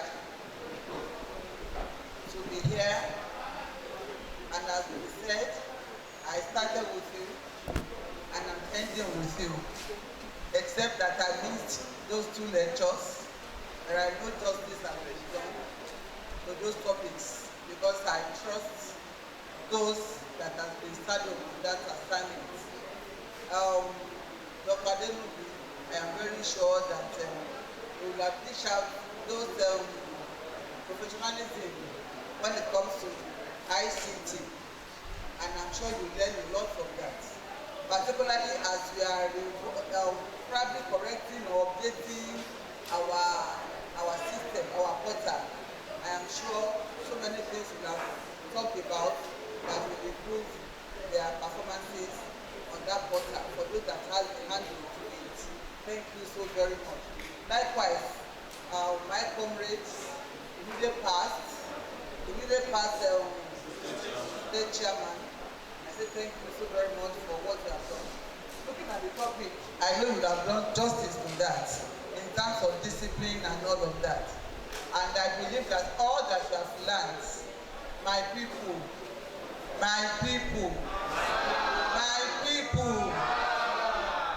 I believe that all that you have learned today, you will put them to use, and we shall see the difference. You must not allow this time, this money, and to go on youth, and don't let it be in vain, particularly to the authority who has spared the time for you to be off your duty post. Because I bring some of your juniors, some of them are on the corridor, they were just chatting and gisting as I was coming. And I said, okay, I'm organic one workshop. So when you go back there, let them know that you are a new brand and that you have learned so much from these three erudite lecturers. And when it comes to discipline, I want to believe that you will see a better person in you. Thank you, thank you, thank you. Like my God, Alaji Kadu will say, thank you, thank you, thank you, and thank you so very much for your patience throughout the period, because I could see that you're not tired. You still want it to continue. I'm sure if you have time, you still want to continue with it. So thanks for your patience, thanks for everything, for listening, and thanks for the organizer. I will say that again and again. And I assure all of us that both the management and the staff, we are a better person than before. And our erudite scholars will see the impact of your lectures on us. That's the promise, I guess. I am saying that on your behalf. So we will continue to see that impact on us, and then we hear good news from there. Thank you once again. I wish you turn the message back to your destinations. And on this note, on behalf of the council chairman, the rector, Dr. Akibo Rasaki Yinka, and Ssanip, this chapter, the other staff, and all participants, I declare this workshop closed. Let me say for the 2024. For now, thank you very much.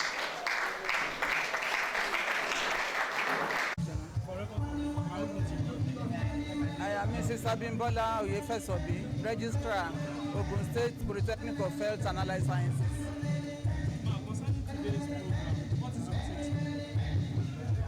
Yes, it's a welcome event because it's an opportunity to expose our staff, particularly the non-teaching staff, senior ones, to have another training that will help them in the discharge of their duties in their respective offices.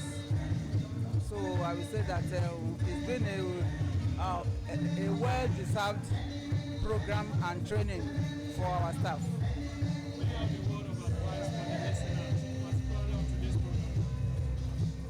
So, yeah, well, what advice will I give is that whatever they have learned, the participants, whatever they have learned, they should put it to use in their respective institutions and their respective offices. Because I believe all that has been learned today, there are things that they will use from time to time. They want day-to-day results, to give them results on their day-to-day activities and the discharge of their duties. So it has been a rewarding training for them. And I believe that imbibing the culture that has been expressed there today, whether it is in computer or in discipline or even in sustaining the goals and aspirations of the founders of this institution or their respective institutions, it is something that is worthwhile. And it will help them because they need to go on from time to time to reflect on what they have learned today, and so they'll be able to move forward in their career. Abimbola Oyefesobi, Registrar. Olumide Abiodun, the branch chairman of Senior Staff Association of Nigeria Polytechnics, Ssanip, Ogun State Polytechnics of Health and Allied Sciences, Lesejebu. Concerning today's program, what's your take? Well, my take is very simple. At the beginning, you know, as a union, people believe that anything they call unionism is all about aluta. And you know what aluta means in the literary meaning. So, but we felt that yes, as a union leader or as a union, a staff union for that matter, we should partner with management to move this polytechnic forward, to develop this place. In doing so, we look at it that we consider it necessary that training and retraining of staff, of course our members, is also very important to ensure that we improve their productivity and make sure that at their various duty posts they do well. That has two advantages to us. Firstly, once they do their job very well after being trained, they will not run foul of law and they will not put the union leaders on the run. Secondly, is that will impact positively on the polytechnic, and as a result, you know, this is where we earn our naira and kobo. So if the polytechnic is fine, is running very well, due to the productivity level of everybody that has been increased, then I am sure that my salary is also guaranteed. So these are the two angles that we see this workshop from, and I'm happy that it has turned out to be a success story. Sir, do you have a word of advice to the listeners, particularly on the program they have today? Word of advice, well, to anybody who is a listener who monitor this program from the beginning to the end, if you are a public servant or a civil servant, if you monitor the program, I'm sure that you have been benefited, you have benefit, and you have been enriched by one way or the other through the first paper, the second paper, and the last paper. You must have learned one or two things that you use to operate very well in your own office or establishment. So again, it's the fact that if you monitor us also, you discover that the people who cover this program actually did well. There was no transmission failure and everything was running very smoothly. I could see myself, some other participants could also see themselves. So let me use this opportunity to say that I thank them and that I recommend them to people to also give them assignment of this nature and some other big jobs. They are doing well, they did very well. Once again, your name? My name is Comrade Olumide Abiodun, the Ssanip chairman, Ogun State Polytechnic of Health and Allied Sciences, Ilese Ijebu. Thank you very much.